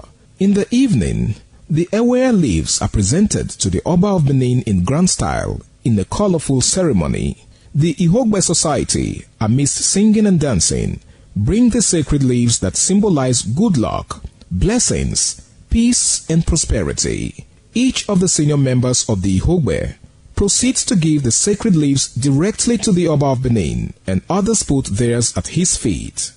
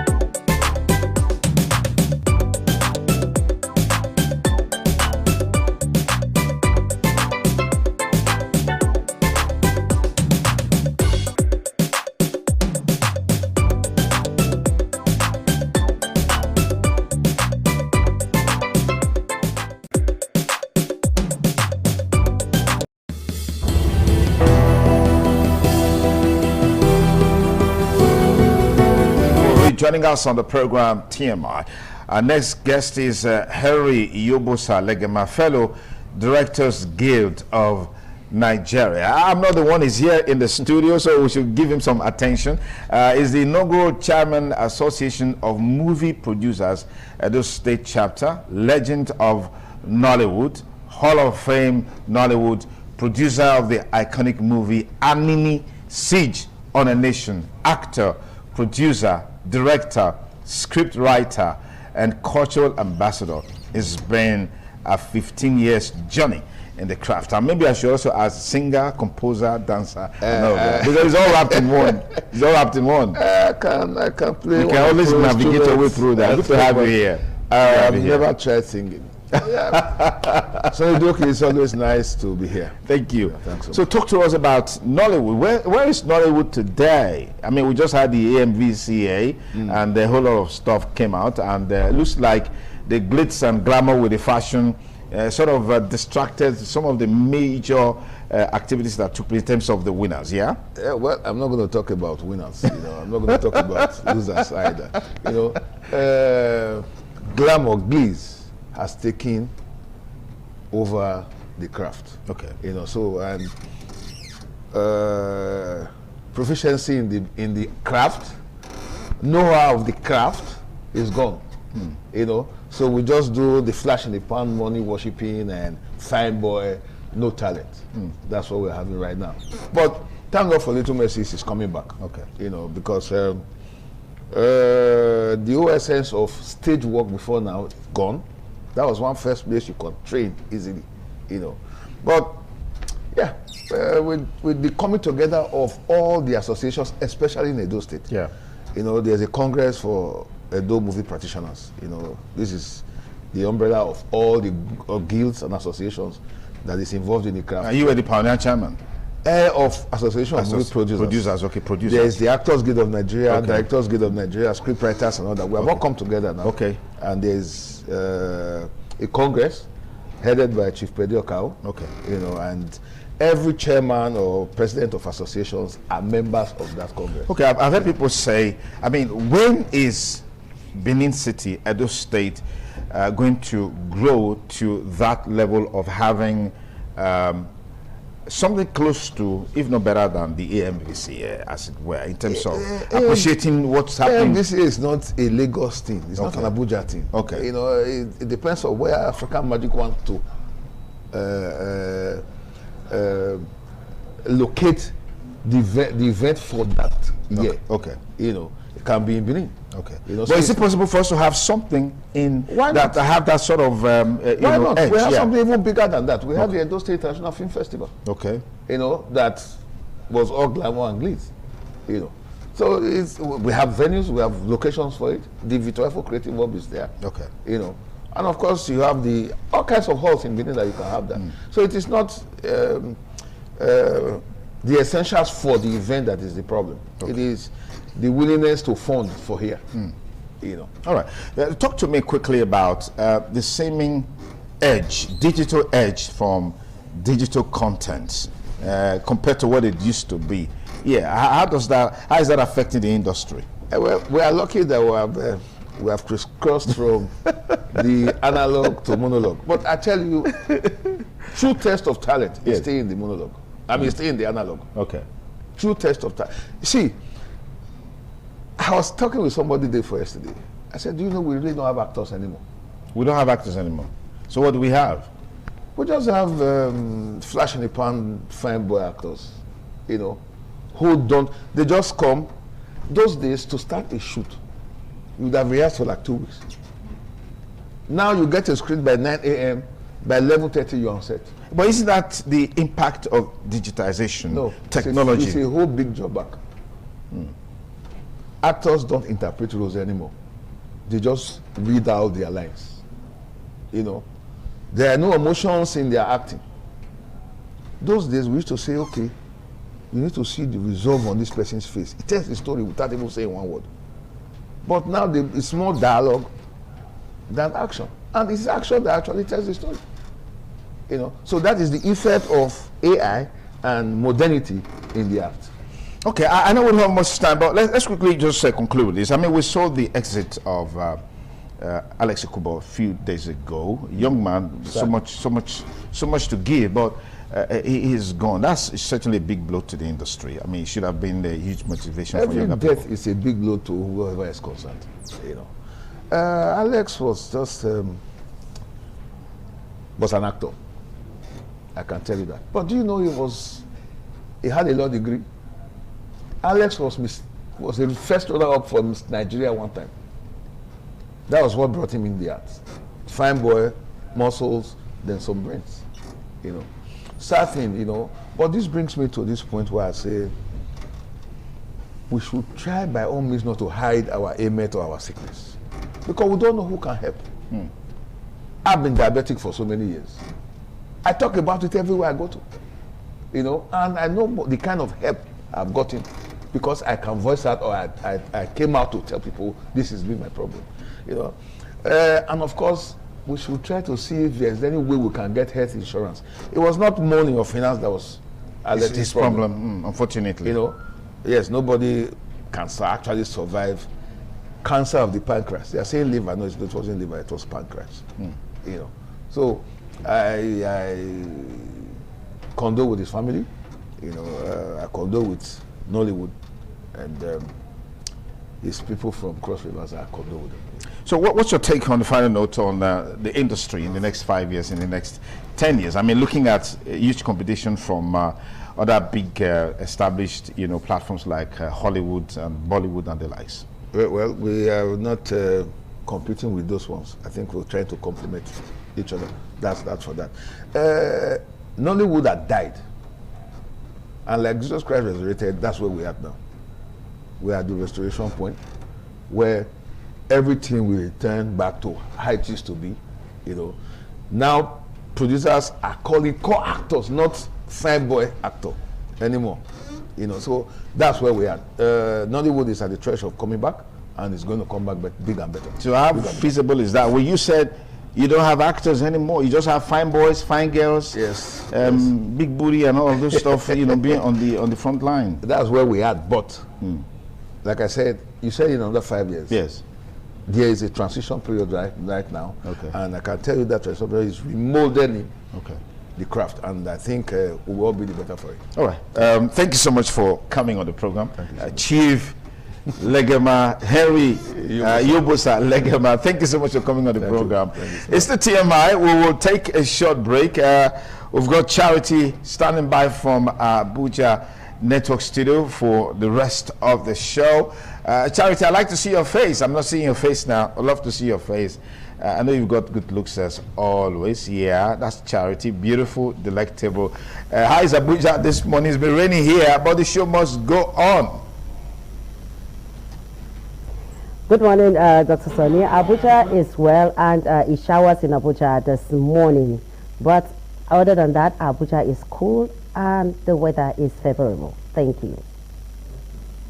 All right, thank you. So take it away. Take it away. Yeah. All right, moving away, we are still talking about the APC, the ongoing primary elections. The APC House of Representatives election took place on Saturday, and there were shockers, there were surprises, some incumbents lost their elections, and while some got the opportunity to come in for the first time. So should they win after clinching the ticket? We're going to be reviewing this and vis-a-vis other parties' primaries that will be coming up today is the senatorial primaries for APC. And to discuss that with me, I have Babajide Ilubu Esquire, who will be doing that with me. Good morning. Good morning. Good to have you once again on the program this morning on ITV. Thank you very much. So what is your general perception of the APC House of Representatives primaries that took place on Saturday? It's interesting. It's really interesting. The dynamics of politics. My mentor and political scientist, Professor Yosa Sagai, had said that Nigeria is in the process of what we call political engineering. That's the way I can describe what you see with the House of Rep primaries, of the APC, where in spite of the local classicals, there will be the outcome of the attempt by their brother Obi Kubana, clinching only 14 votes. Chief Priest, sir. Oh, he was the Chief Priest, okay. Chief Priest Kubana. Obi Kubana is another person, so this one is Chief Priest. Okay, I will speak to them over here. Chief Priest Kubana. Hello, sir.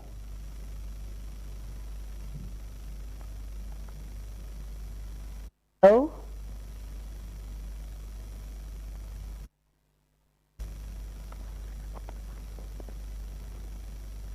Hello, sir. Well, the network is, we lost that call. I will have to call him back. Like we were discussing, the primary elections, the House of Representatives APC primary elections came with surprises. Incumbents lost to new comers. People that in 20 were able to get to come back.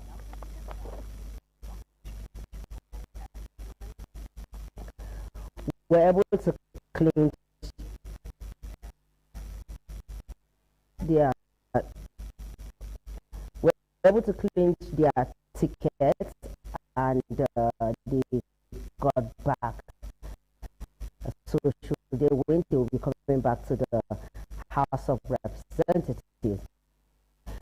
And the one particular one surprise also is that the son of former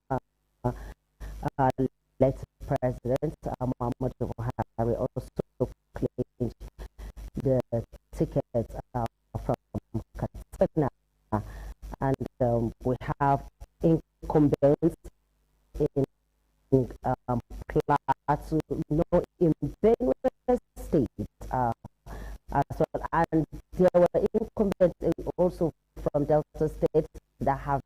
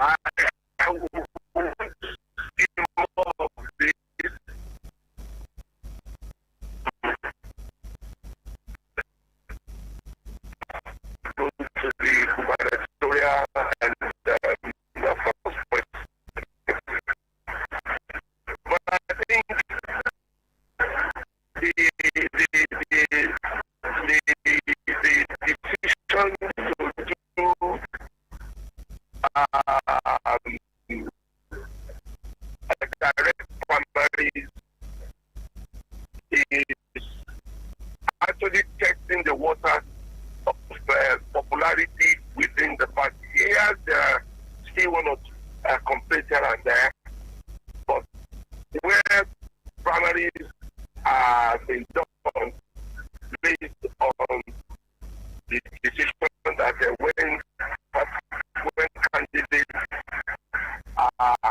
cannot come to consensus, they should do direct primaries. What we're seeing is very, very impressive.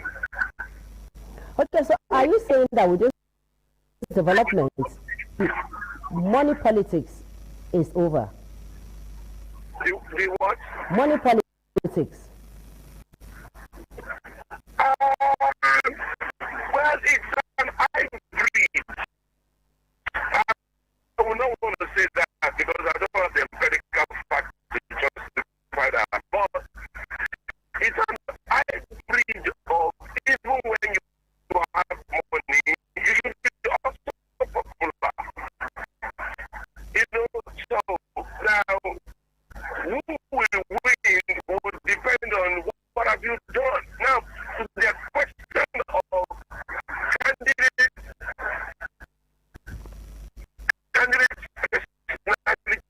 candidate eligibility, candidates or cities who are coming to put up in which obviously brings the question of money and money subjection. So you can like to spend of money. If you don't have the connect with the people, you definitely will not have a chance. Expect ourselves if the godfathers, the gatekeepers in these societies are able to ponder the will, most of people think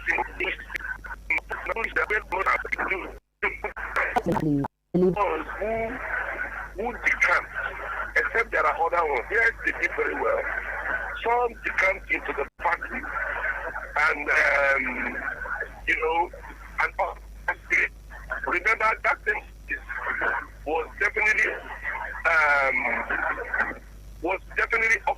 in quotes, by party members who instead of the platform of Labour Party. You know, some guys, you know, because of the way people protest voting, some guys just found themselves in that position. They defeated, not because the other guys did not do well or did well, but that was the move at that time. Now they decamped into the party, but they don't have the structural connect in the party. So the ways that brought them in at that material time of 2023 is no longer there. So now you decamped into a party they've been riding on the wind of protest votes. You landed in the party, it's like you've just landed on top of a building. It's like, you know, something, no roots, you didn't grow. So now that the guys that were in that party before, who owns the party structure, definitely will defeat you. I mean, I don't know whether you see what I'm saying. You come into the party, you did very well. Oh, you removed your eye for the poor, you fed the children, blah, blah, blah. It's fine. But here, we're talking about primaries, not general election. The party members are the ones who are deciding here. So you may not stand a chance. Most of the things you even did, your party would have done it to people who are not party faithful, general public, you know, your own constituency, your own whatever. So now, the parties are getting grounded, at least for APC. That's what I see. So it may not be enough to say because you have done very well when you are in office, that's the reason why you will end second time. Another general.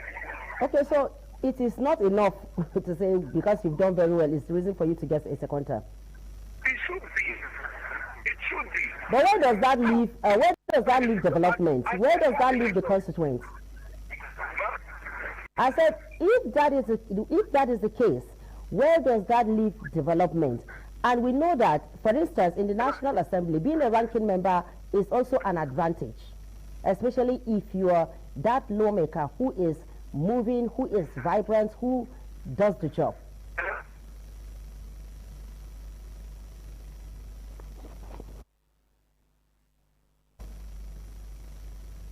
Hello? Hello? Hello? We will take a short break, and when we return, we'll continue this conversation.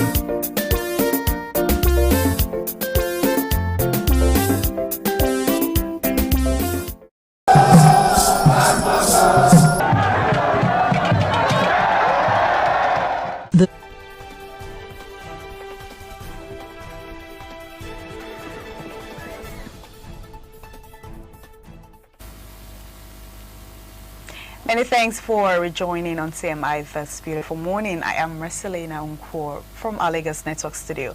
And our guest this morning is Honorable Said Ajadi. He is an Accord Chieftain. Hello, Honorable. Good morning. Good morning. Thank you for having me. And thank you so much for coming. Good morning, Nigerians. So, political activities ahead of 2027 are already gaining momentum as the primaries, which was held on Saturday, sparked a debate across the country, from allegations of favoritism to questions about internal democracy. The APC primaries have once again placed Nigerians' political structure under public scrutiny. Are these elections a true reflection of democracy within the party, or simply another battle for political control? Honorable Said, this morning, so we're going to be examining the tensions, the controversies, and what it means for the future of Nigerian politics for the forthcoming 2027 election. We saw that on Saturday, APC held their primaries, and a lot of persons, I mean, this particular topic has been trending since on Saturdays, and let's get your take on all this. What went for election? Very much once more. Good morning, Nigerians. Thank you for having me. Thank you for coming. I've seen a lot of. Okay. I've seen a lot of positivity. I've seen a lot of democracy at play. If we are looking at politics of Nigeria, the path before we get to where we are today, we realize that APC has scored about 85%. They are going to 90%, where we have not seen the Senate and the governorship and the presidential yet.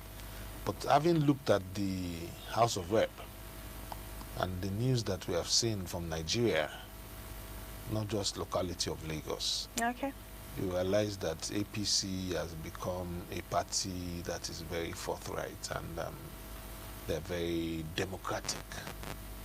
Because in those days when we started trying to contest under PDP as a ruling party, it was cutlass and guns that we worked with then.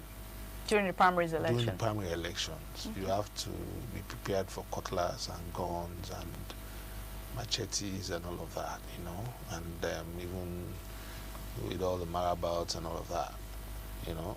But now, I mean, we can see that people went in, casted their vote. Even Buhari's son won an election in Gatsa. That's positive, you know. And we have not heard of killings in Lagos, killings in Ibadan, Akure, and all of that. Nobody's life was lost. And we saw that most incumbents, at least half of the incumbents, lost. That's a fantastic news for me. Oh, you think that's a good one? It is a positive news for democracy. When you can upturn the sitting House of Rep people and take them out, a lot of people there are neophytes. Nigeria is progressing. Nigeria is moving forward. Party politics has increased positively. That's positive for me, because when you look at it statistically and look at 2023 election and look at 2019 election, it's a far cry. Some of us contested under PDP when Adedubu was holding sway in the southwest. We couldn't do the primaries, and they announced his son as the winner. And his son was sitting next to me at the Olubado Stadium, and he was not even screened.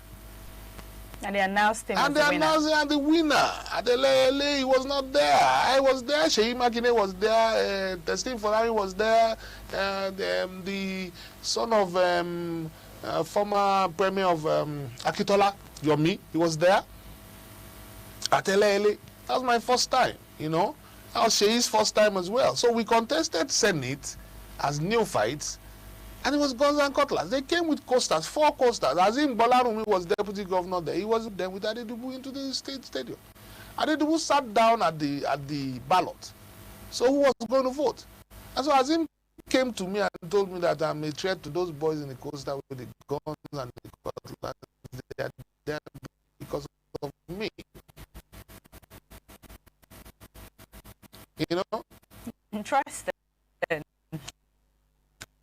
So I was for someone like Azumba, who was the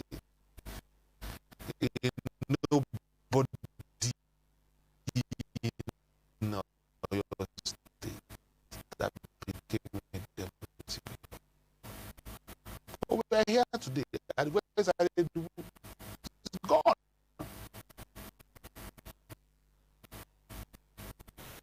What is showing with the people now? That the reality is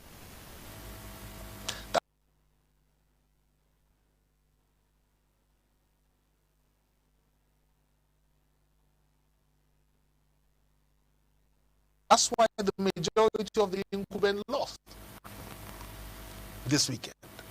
I mean, next, yes. It's okay. Yes. They left.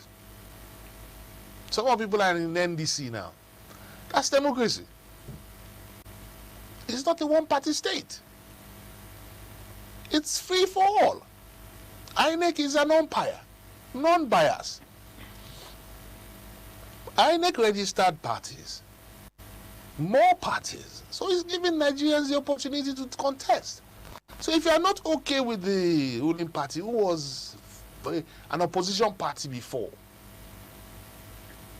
you can join any party now and still contest election. It's about popularity. It's about the people and their will to give you power. So let's see what's going on. For me right now, okay, Nigeria has moved positively forward and is a good example from the APC. Now where is PDP? PDP promised to rule Nigeria for how many years or forever? Where are they now? They have imploded completely. So the only man that was standing in PDP has also moved to APM. So it's a shame. Imagine PDP non-existent in 2027 election. That's a fact, right? That's telling you that Nigeria has moved forward. But I mean, they're still there. PDP. How many people will contest under PDP now and win elections? Very few. The gladiators have moved from the so-called PDP was the main party before. They moved from the PDP to the opposition. Majority of PDP now, they were once in the PDP, but they've moved. Some of them governors, senators, and that, like that. But it's showing the reality of Nigeria that there's going to be a lot of regrouping. And thank God, INEC has given timelines for all the things we need to do to succeed in the 2027 election. So let's look at what's going to happen. So let's talk about the incumbents. Don't you think they are being unfairly protected by the party structure? The incumbents? Yeah. No. They've given it. That's why I said to you that APC has shown that they're a democratic party. They gave consensus and they gave direct primaries. The person that lost to Buhari's son, Buhari's son got about 12,000 votes in the direct primaries. The other person got about 700 votes. And he said that it was lopsided. How could it have been lopsided? That's majority. That gap was just too much. It means that Buhari's son was more popular than you. So let us accept defeat and move forward. Now, we want to see what's going to happen in the Senate today. Yeah? And the governorship in a couple of days. Don't forget, we are still waiting for the presidential. ADC is about to do their own presidential, which we know the obvious. That's why some people left. Which are the some? You're talking about the likes of Peter Obi and Kwankwaso left. I wonder what they went to do in the first place. Because for me, it doesn't make any sense. Why you have not been up and down the place? Why don't you have consistency? You want to be the president of Nigeria, and you are not ready to tidy your own bedroom before you go out and stand and show me that you are popular. Doesn't make sense to me. You have not been able to prove forthrightness and stability in labor. You have moved out of labor. You are in PDP. You have left. Now you have moved. They told you to come to ADC. You have joined them. You went. Now you have seen that the permutation is not going to favor you in ADC. You have moved to NDP. Where is your consistency? Where is your own persona? How do I follow such inconsistencies? It's totally inconsistent. But you know, he has a movement. There are still some persons that said wherever Obi goes, wherever he goes, that's what I'm saying. I don't want to use words because we're on air. But the reality is that wherever Obi goes, okay, let Obi go into the ocean, join him in the ocean. It doesn't make sense for politics. So it's not wherever Obi goes. If Obi goes into the pit, are you going to go into the pit with him? You're going to say, Mr. Obi, hey, are you sure the brain is correct? Because if I'm a follower, I don't see consistency. If I'm a follower and I'm an obedient person, we have to challenge ourselves now. You are saying you want to challenge the status quo, that the status quo is not being done right. That is the essence of obedience. So if you are in that kind of system and you cannot challenge positivity, so why are you there? You see, there's some things that don't make sense. And Nigerians need to wake up before the next election. There are some things that don't make sense. If you want to change dynamics of Nigerian politics, show me your scorecard. Let's think. Let's analyze. Let's go statistical. Show me your scorecard. Okay, Honorable Said, do you think this primaries could create lots of defections, like, do you say fresh defections, pardon, against the forthcoming 2027 No, it'll be too late, because when you look at the timelines, that's what I said earlier. INEC's timeline does not give room for obno-being like it used to be. Okay, I'll give you an instance of myself again. In 2023, I was the only candidate in a court party for governorship. Okay, someone lost an election in APC on Wednesday, a governorship aspirant in the name of Adelabu, lost in APC on Wednesday and came to a court Saturday morning when I was the only unopposed candidate. I paid for everything that was supposed to be done. INEC was there, police was there, DSS was there.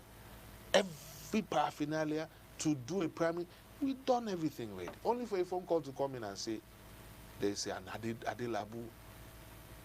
I said, Adelabu is a member of APC. How can you say there's an Adelabu in a court? So I busted that laughing. They did not allow us to have primaries.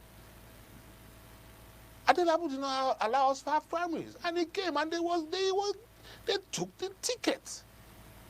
So that cannot happen now because most things have been streamlined properly by INEC. So that's why I said our democracy is improving and increasing. However, they took the ticket. Did they win? No. Because God is there on the throne and he can only support positive things, which I told them. The reality is that if you go this route, you are only going to lose again. And they did lose again. Because you see, when an elderly sits down somewhere, he can see the future. But when a small boy, always with all his resources, he will fall because there's a pit somewhere, which is not seen. So I wouldn't say to them that they should not waste the money and spend their resources. They can go ahead and continue to waste it. However, we are seated. We know the results already before it started. That's the wisdom. Cubana chief priest has been trending on the internet. You know, he contested and he lost, you know, and he came out. He came out to say that, oh, with all the money I spent, a businessman. They assured me, and I still lost. And the son of the president, you know, told him not to worry, not to give up, and you know, he shouldn't give up. And this particular story has been trending on social media, saying, okay, the fact that he came out to, you know, on video to say that, oh, I spent a lot of money, I did this, and I still lost. He got, I think, 14 votes. And when you are in politics, yeah, and you have tons of cash, you are burning it. So let's not go there. We've been there. We've burnt money. We'll continue to burn money. If you're a politician, you will burn money. He is not a politician. He is a businessman. She is the one that brought him into politics for his father. Okay? So the movement is done because of the next re-election of the president. However, he wanted to benefit from this movement that, so politics is like this. Why don't I join? However, they have to teach him sense and lesson. So they taught him the rules of the game Osonwomogo. You know, when there's a young man that is ignorant and he has a lot of cash, you pay through his nose. They will collect the money. Then they will now make him understand that, look, go and queue. So you can learn the ropes before you can come back. We've been there. Interesting. That's the way it works. That's politics. So you have to climb the ladder. That's why I said to you that we are seated because we've been there. We have seen elections when we left PDP and told PDP we are not going to look back. Nothing you can say because you're a waste of time. They thought we were very young people and we didn't know what we were doing at 32 then.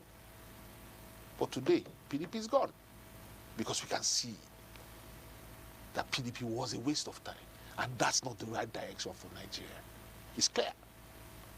And that's why we left with Ladoja. 3 months. We got House of Rep, House of Assembly. Because they did not give me the Senate, we lost. Because they did not give me the Senate, we lost the governorship as well. Because I told him, my leader then, almost a governor is not a governor. But we will make sure we prove to you that we have popularity. So give to people their tickets and they will win. And they won. So the next morning after the election, I went to his house and I told him, 7 a.m. I said, Baba, but I told you, you think I'm here because I have a purpose. If you don't allow me, how do you allow yourself? It's give and take. So we were going to give back to him because he lost. He didn't hold it tight. Adedogu took the leadership from him, but because he had support from the incumbent president, he got back the seat. But he wanted to go again. So we told him, if we support you and you do the right, you will get back there.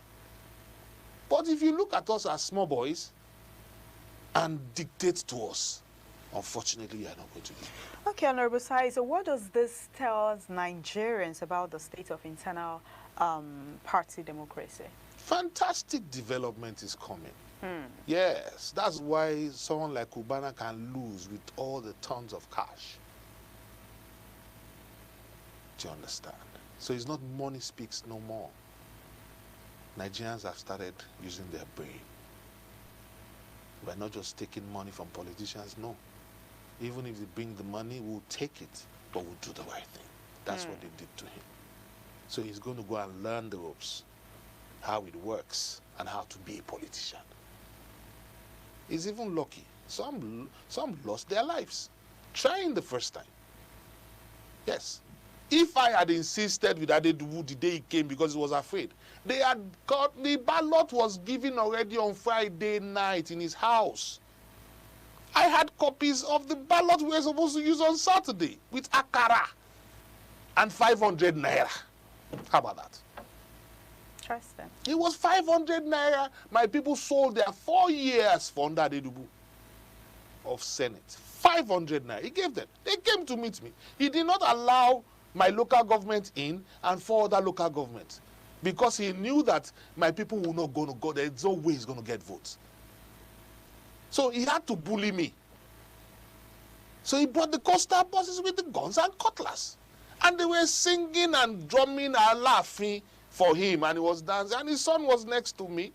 His older brother, Prof. Abbas, was telling his younger brother, sorry, I'm not going to vote for you. Yes, I'm wearing your t-shirt. I did not know my friend was going to come from Abuja. On that day, federal government gave me a promotion with a new car and a new house. I rejected it. My secretary was calling me at the stadium. Oga, they are promoted. I said, no. I'm coming back to Abuja as a senator of the Federal Republic. I need to serve my country. I was 32 years of age, the youngest ever. But I stood my grounds. And they came in. There was no election. On Monday, I petitioned Abuja. Abuja came to Ibadan at Mokola, PDP office. I was there at 3rd floor. The thugs were there downstairs. They were shocked. They told him again, I'm here. I'm here. You can't kill me. Because my blood is too sankosa. I need to serve my people, and I will serve my people when God's time is right. All right. it. Our political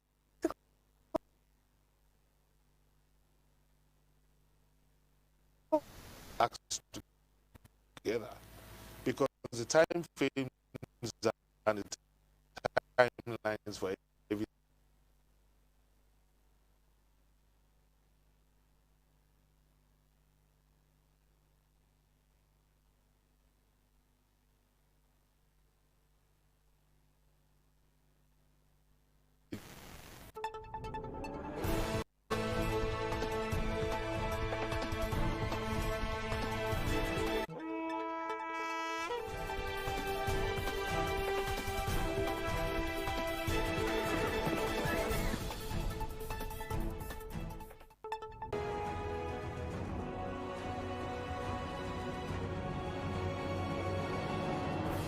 But themselves.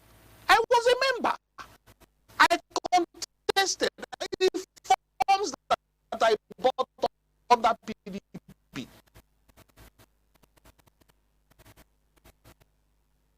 For millions.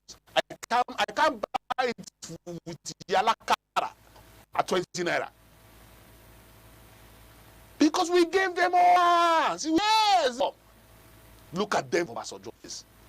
Because it's a single monopoly all around Nigeria now. He's the only producer, because it was the people that benefited from all the sales of Nigeria's property and his courts. That's what created more mega billionaires. Because you cannot manage an entity does not mean the whole of Nigeria cannot manage that entity, for goodness sake. You are saying you have a headache. So if you have a headache, are you going to cut off the head so that the headache can stop? That's what they did to Nigeria. They decapitated us. But some of us said we are not going to go and wash toilets in London because we used to go and spend money in London. We're not going to go and wash diapers of elderly women and men. We're not going to go and wash dead bodies. And we're not going to go and do fraud. We're going to stay here, work hard, and make a difference, and our children and our great-grandchildren can see the results of hard work, strategic work. That's why we remain. We go to London every 3 months on holiday to go and shop and go and play, not to go and work there. So it's a different journey. And so we have to bring it back that we are not poor people. We've got intellect. We can compete anywhere in the world as Nigerians. Give us a level playing field. Then we'll make a difference. Look at Money Point. Who is Money Point 5 years ago? Who is Money Point 5 years ago? Who is open 5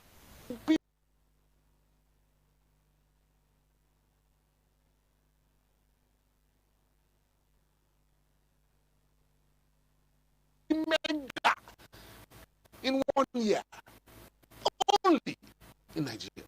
Anywhere else in the world, they cut you down. But Nigeria, you can't boom. Money Point is the 6th largest bank in Nigeria, in the whole of Nigeria now. And that's telling you what? That's telling you that if you get things right, Nigeria will. So why are you giving negative vibe? Right. Let us work strategic there to develop. I tell you one thing. Unfortunately, the rains are not very well here. I was hoping that they're very, very stable and it would have started. The president to get in farm those tracks and them to use. Prices of goods and services will crash. Those middle people called alarubos, they will not have business to do again because government would have benchmarked everything. So there is a positivity coming. But we have to anchor on to it and use it positively. So, I tell you another thing. Okay. Look at it. There was a man that came out in Kaduna State. They said he was too young. He lied for his age. I liked him. You know why? He was a challenge to the status quo, which was what I did. He actually won.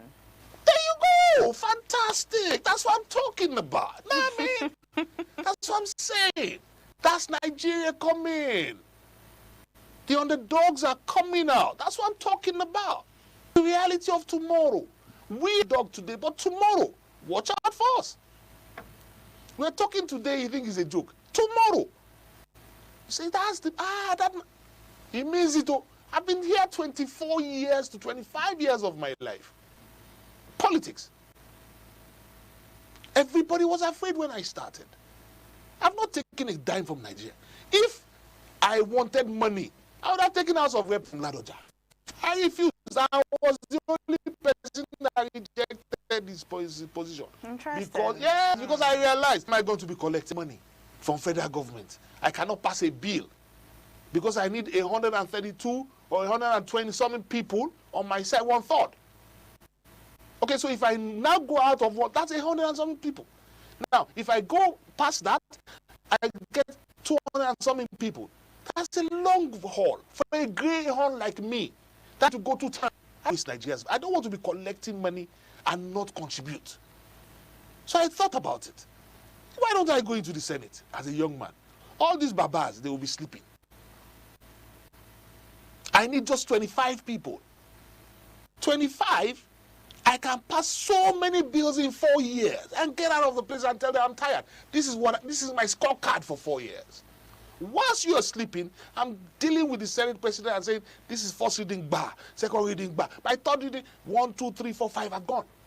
I don't want a second term. I need to break things down for people that don't know how. I need to set myself as an example for my kids and younger ones to do it right.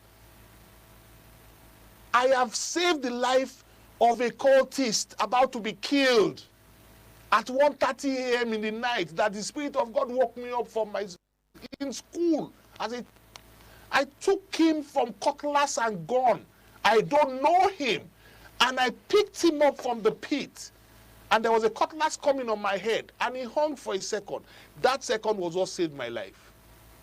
And I moved with that child into the hospital at Jaja. Dropped him off and faced them. Okay, I know I'm ready to die because I've been from killing this guy. But you have to hit me first before you can kill me.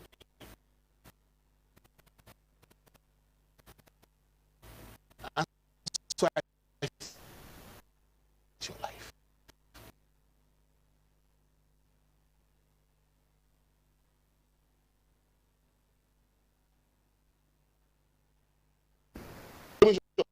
I'm not ready.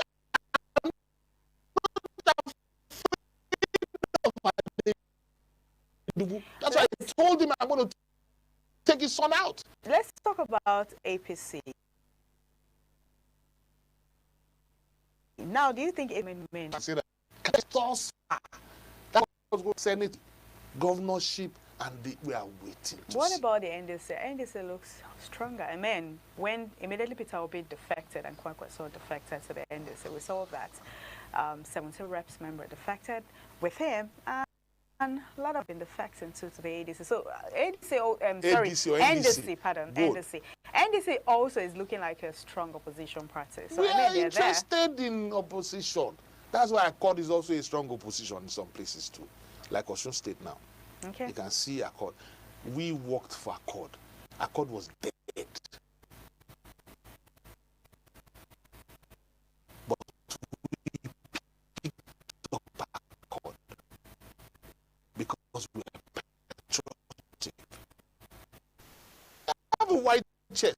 So that means that the work that we are done is showing. That's an opposition party as well. When there is development in the politics of Nigeria, that does not mean that they are going to Kano State. The Kwankwasia won the last election in Kano State. The governor was the Kwankwasia, correct? Now, Kwankwasia left Kwankwasia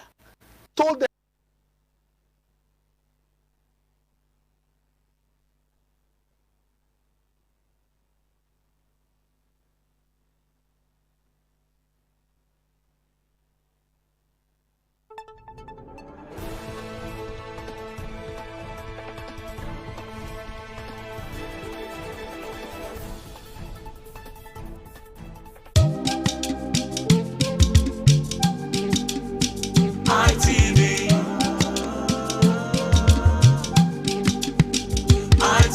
It's numbers. It's numbers. Thank you so much. The pleasure is always mine. Always good to have me. Thank you. Thank you, Nigerians, for joining our Lagos Network studio this beautiful morning on CM. I would be handing over to our Benin Network studio for the continuation on CM. I am wrestling on court. Just stay with us.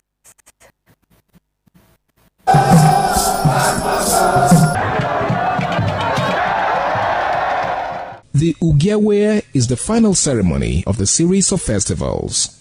It is one of peace and lightheartedness, following the more solemn of the ritual year. Ugewe is the festival of the Ewe leaves, a symbol of good luck and joy. It is the most popular of all that heralds the dawn of a Benin New Year, new vow, newness of life and freshness of life, and a new hope for the future. In the evening, the Ewe leaves are presented to the Oba of Benin in grand style in a colorful ceremony. The Ihogbe society, amidst singing and dancing, bring the sacred leaves that symbolize good luck, blessings, peace, and prosperity. Each of the senior members of the Ihogbe proceeds to give the sacred leaves directly to the Oba of Benin, and others put theirs at his feet.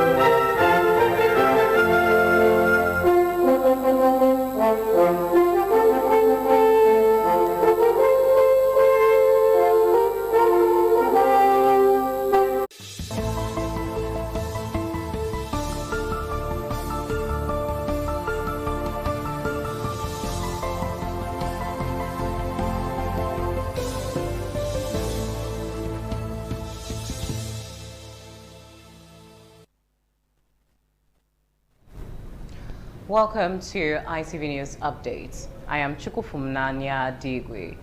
The traditional marriage ceremony between Oduwari Festus and Beauty Obey, in accordance with Esan customs and tradition, has been held at the bride's family residence in Urekme, Ekpoma, Esan West Local Government Area of Edo State.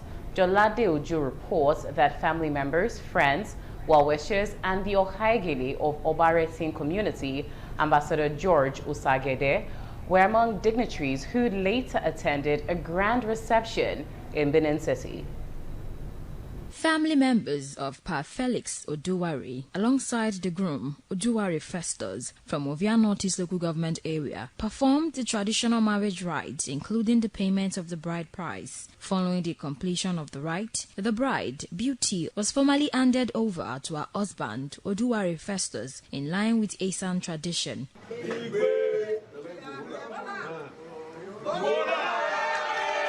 The newly married couple later thrilled guests and family members with a dance presentation amid cheers from attendees from Ekpoma and neighboring communities. The celebration later continued at Flourish Event Center, Uroho, along Sapola Road in Benin City. The reception attracted several dignitaries, community leaders, and guests, including the groom's brother-in-law and Okhaigele of Obaretin community, Ambassador George Osagede. Highlight of the event was the cutting of the wedding cake by the couple, followed by a dance session with guests and well wishers. The couple expressed joy and gratitude. Some family members and guests also offered prayer and advice to the newly married couple as they begin their marital journey. I feel joyful and excited today. What really attracted me to my wife was firstly beauty and how she's caring and how she made delicious meal for me.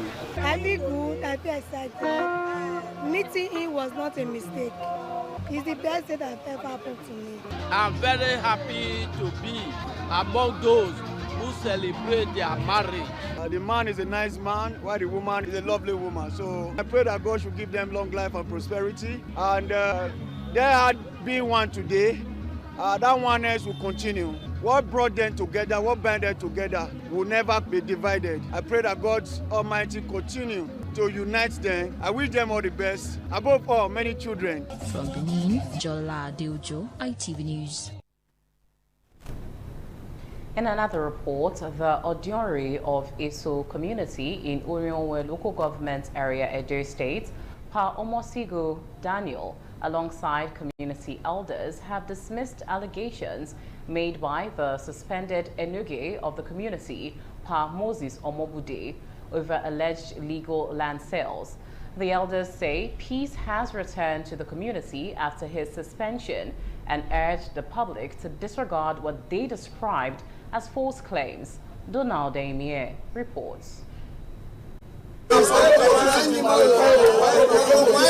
Addressing journalists in Benin City, the Ojonwe of Eso community in Orionwe local government area, Pa Omosigo Daniel and others debunked allegations by the suspended Enoge Pa Moses Omobude, accusing retired police officer Mr. Daniel Arwagbo of selling community land. In their remarks, the Ojonwe and others clarified that the community has not commenced sales of land, insisting that the suspended Enoge was allegedly behind attempts to sell farmlands to non-indigens. They said following his suspension by the palace of the Oba of Benin years ago, peace returned to the community until recent disagreements with the Ojonwe and others. Mama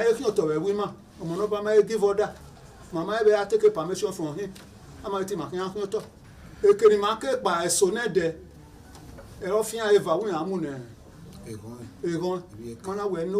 Very fortune as a logi. Monobanaki ate. When I feel your winnie ya, if I can't have your liberty. Not even a dame or out your way again. If I knock and I wait that dog we are dear quarter wage.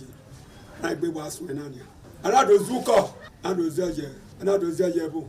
I waggy more guru nania. He a gileto, near Gilerinana. One of my Panama ever. I am mortgage my Yaki no quite. Can you Janania? Yes, be a mali, Yaya, me. Amakin to no makoropa. Waro ko ha gwede. Do we about denia onari no ari do we ma enia. Weti makin to e. Ma wa odion we kin to e.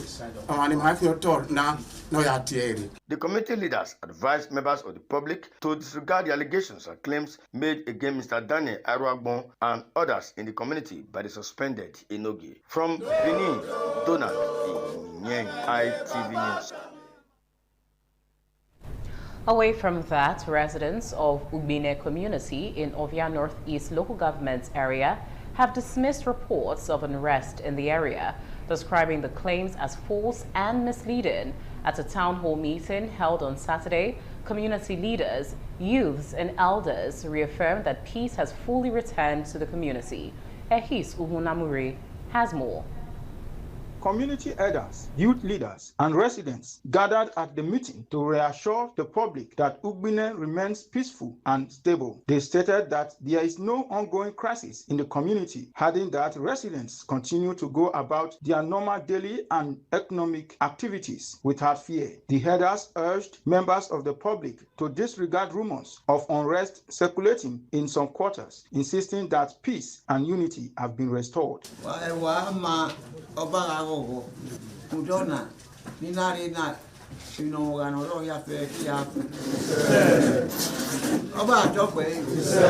Also speaking, the Okarele of Ugbine community, Comrade Dominic Edobo, assured residents, visitors, and investors that the area remains safe and conducive for social and economic activities. Peace has returned to Ugbine community. That whosoever they want to come and develop should please come to the elders. Other stakeholders at the meeting, including the chief priest, the eldest woman, and the chairman of the Elders Council, emphasized the need for unity and collective development. They called on indigents at home and in the diaspora, as well as prospective investors, to take advantage of the peaceful atmosphere to contribute to the growth and development of the community. Mateka be ame gweti magwi na rije na wogo no kwa marie marie wa lobie na kwe kuro lobie no ko wo ubie ke no pa ma ya ko ade yo fure ke ala wo na Ugbine maya wala wo maya kwe go gbe ni maya pa. Every man or woman buy land for this community on the 31st of May 2026 you should come for investigation. Bring all your documents. The meeting ended with a renewed commitment by residents to sustain peace, promote unity, and work together for the continued progress of Ugbine community. From Benin, Ehis Unamure, ITV News. Now, traditional rulers from Edo Central and Edo North senatorial districts on Saturday converged on the palace of the Onoje of Urumi, His Royal Highness Anselm Aidenuji II, to pass a vote of implicit confidence in the state's governor, Senator Mondio Kwebulu, for his performance so far. Edo Central correspondent Chris Omiji reports that the royal fathers appealed for the establishment of Edo State Traditional Council and the creation of Ifemesa states, among other pressing issues. Among the appeal made by the traditional rulers from Edo Central and Edo North Senatorial District, who converged on the palace of the Onoje of Urumi, His Royal Highness Anselm Aidenuji II, after a vote of confidence was passed on the governor of Edo State, Senator Monday Okpebholo, was the establishment of Edo State Traditional Council to fast-track the creation of Afemesa State and intensify efforts in tackling the security challenges facing the districts. We, as a body of traditional rulers from Edo Central and Edo North, passed vote of confidence on our government and encourage him to continue to do the good work he's doing for our state. We pray for him and we wish him very well. We want the State Traditional Council set up. Thirdly, we want to reiterate the pursuit of the creation of Afemesa State and also creation of local government. We have problem of insecurity. It's a very serious problem to us. The royal fathers said the State Traditional Council, if established, will serve as an avenue through which the traditional rulers can advise and participate in governance. The State Council of Traditional Rulers has not been functioning, so we are demanding that amiable governor should reconstitute this Edo State Traditional Council. But we want a functional traditional rulers council in the state so that to continue to advise the government on this area of insecurity and other vital aspects of government. In August 2023, the administration of Governor Godwin Obaseki implemented a law from 1979 that restructured traditional administration in Edo State. From Uromi, Chris Omije, ITV News. In another report, a renowned academic, economist and author, Dr. Francis Ilenlua Ibraisi, has unveiled a book titled Ematon, a literary work reflecting on leadership, governance, and political development in Edo State. The public presentation of the book, whose title symbolizes strength, resilience, and fairness, attracted dignitaries including Factional State Chairman of the People's Democratic Party, Chief Dan Obi, Senator Matthew Urogide, Honorable Razak Bello Saige, among others. Ofiria Neto tells us more. Declaring the event open, chairman on the occasion and factional state chairman of the People's Democratic Party, Chief Dan Obi, commended the author for documenting lessons from Edo State political history through the book A Matter. People who are in government should always remember that there will be a tomorrow. They must be held accountable for their actions. In his remarks, the author, Dr. Francis Ibraisi, said the book examined factors that shaped the last political dispensation in Edo State, pointing out that the title, A Matter, reflects firmness, resilience, and strength in leadership. When I was writing this book, the initial name was not A Matter. But after writing the book, the title came out. We are not just trying to lambast somebody. It is an aberration that somebody with a PhD has no job. That is why I passionately appeal to the executive governor of Edo State, Senator Monday Obem, to give automatic job offer in the various university and tertiary institutions to all PhD holders in Edo State. To please urgently revive the Institute of Continual Education. Reviewing the 25-chapter book, Professor Henry Ihonde described A Matter as a timely work on leadership and governance. Transient political power can never overpower perpetual, natural, traditional authority. High point of the event was the formal unveiling of the book A Matter and presentation of a plaque to Chief Dan Obi, while dignitaries at the event applauded the author for his contribution to literature and political discourse. I can tell you that most of the things documented there are factual. Very good. Pen on paper, you can trust it. What you are seeing today is an effort of hard work. From Benin, Ofuri and Neta, ITV News. On ITV News Updates, I am Chukufumnanya Digwe. Thank you for staying through it. Up next is TMI Socials. Stay with us. ITV, certainly the best.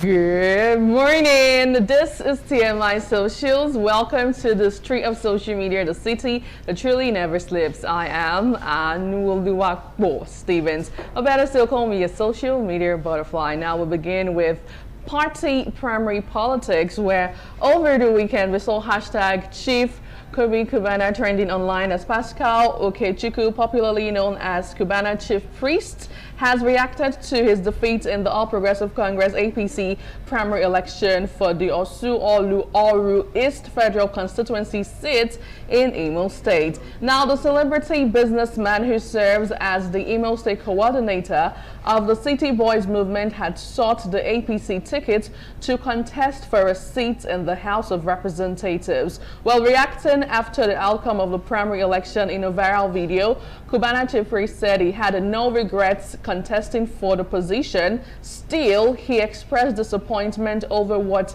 he described as misplaced trust in community leaders. Now let's take a look of how he was so excited before the election took on and, you know, the aftermath. Take a look.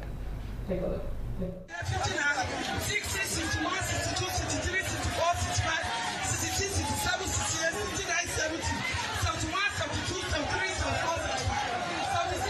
Yes, so APC is taking care of me. Yes. They're not to work at child. They know I should they got one money. Is that what I said? No more time. Yes, okay.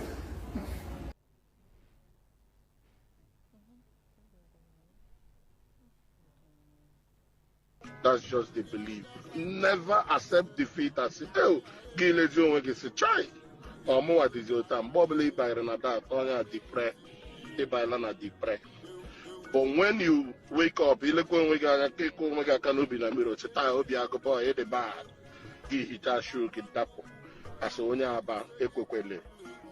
Equequele, I got my potariaji, Equequele, the mother cook inside. They say in Apatazi, in a street, link up with guys. She just plays no.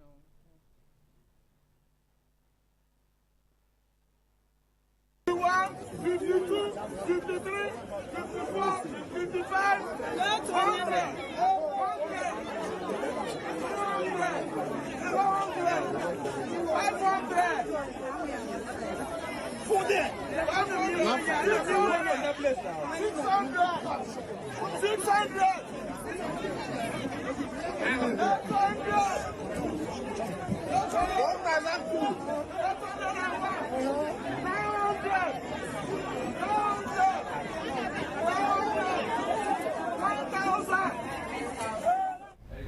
Oh well, Nigeria. Now reacting to this online, let's see what you have been saying, especially with Cubana Chief Priest. Now this user wrote on X, Cubana Chief Priest, how market?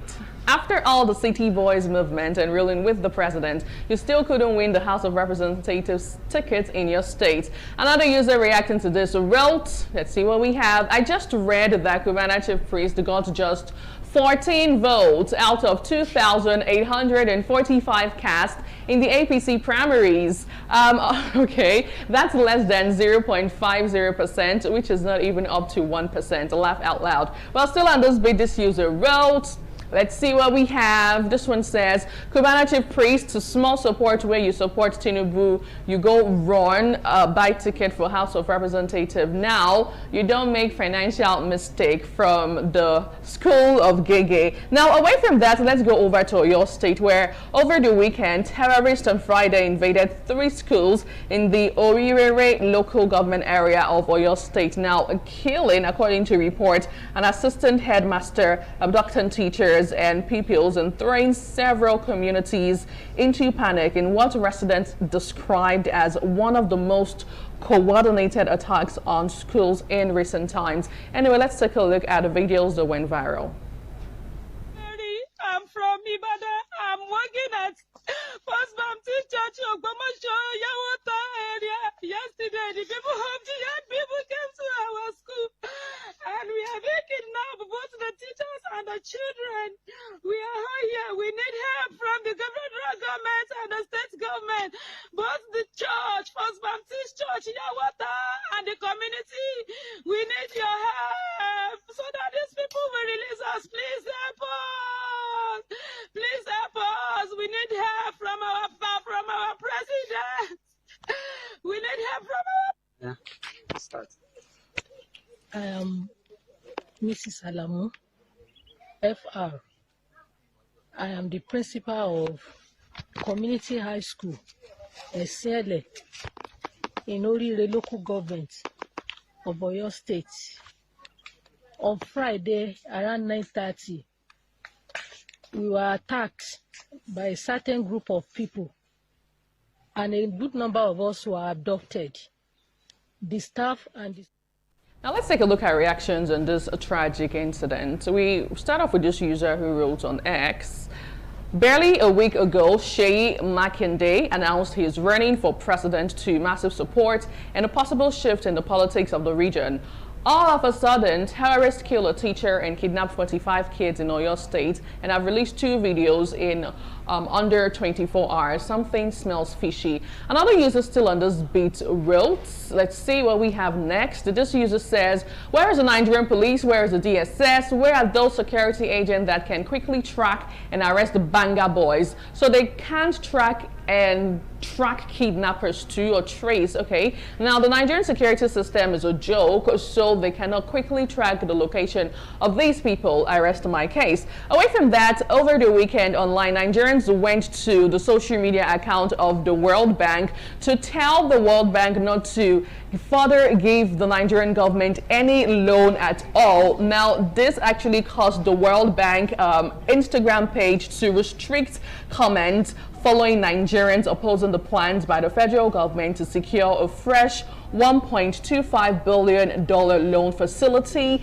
under President Bola Tinubu. Now let's have a couple of tweets we gathered from the World Bank's page on Instagram. Now this Nigerian on World Bank page wrote, stop the loans, you are sending us into debt and funding politicians' luxury lifestyle. Another user on X wrote on Instagram, this one wrote, stop the loans, they are using it for their personal gain and not for the interest of the country. Well, still on the story on Instagram, this user says, we Nigerians are here to beg you, stop borrowing money to our leaders. And it was really, truly hilarious with all of other comments online. But we'll quickly move away from that and move over to Good Luck Jonathan, where in a video that has now gone viral, we get to see a priest advising former President Good Luck Jonathan not to contest in the 2027 general election. Take a look. Take a look. Excellency, Dr. Goodluck Jonathan, I'm happy that they took you to court. And I'm happy that the court said what they said. And we don't want you to spoil that good name. And please,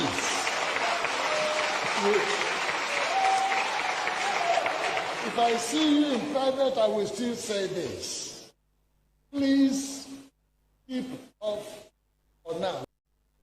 Well, would he listen or not? Only time will tell. Let's take 2 tweets on the story, and we'll start off with this user who wrote on X. Let's see. Very selfish statement. Politics determines the future of this country. When he needed Nigerian support, we supported him. And when Nigerians needed his adamant. He may as well take a stand on the happenings in Nigeria, but his name is more important than Nigeria, I guess. Another user wrote on X. This one says, anybody advising him to contest is not a good fellow. Read the room. It gets why. Well, we wrap up TMI socials today with the official song from the World Cup. It has Shakira and Nigerian singer-songwriter Burna Boy. They have both come together to release the official World Cup song for 2026, and they call it Dia Dia. Now let's take a listen.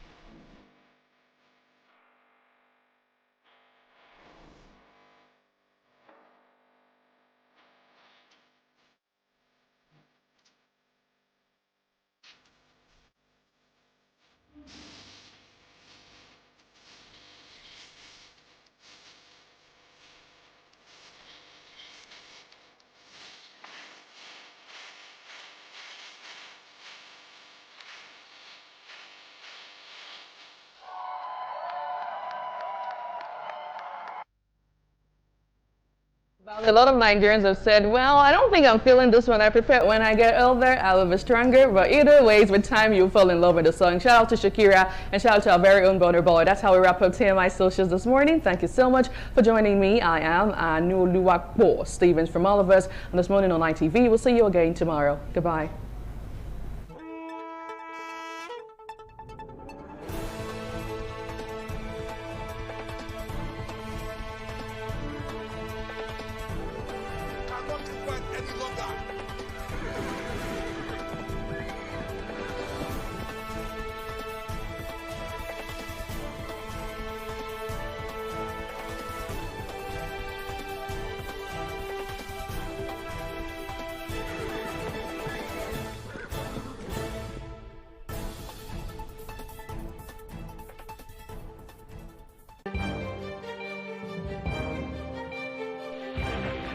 This is ITV.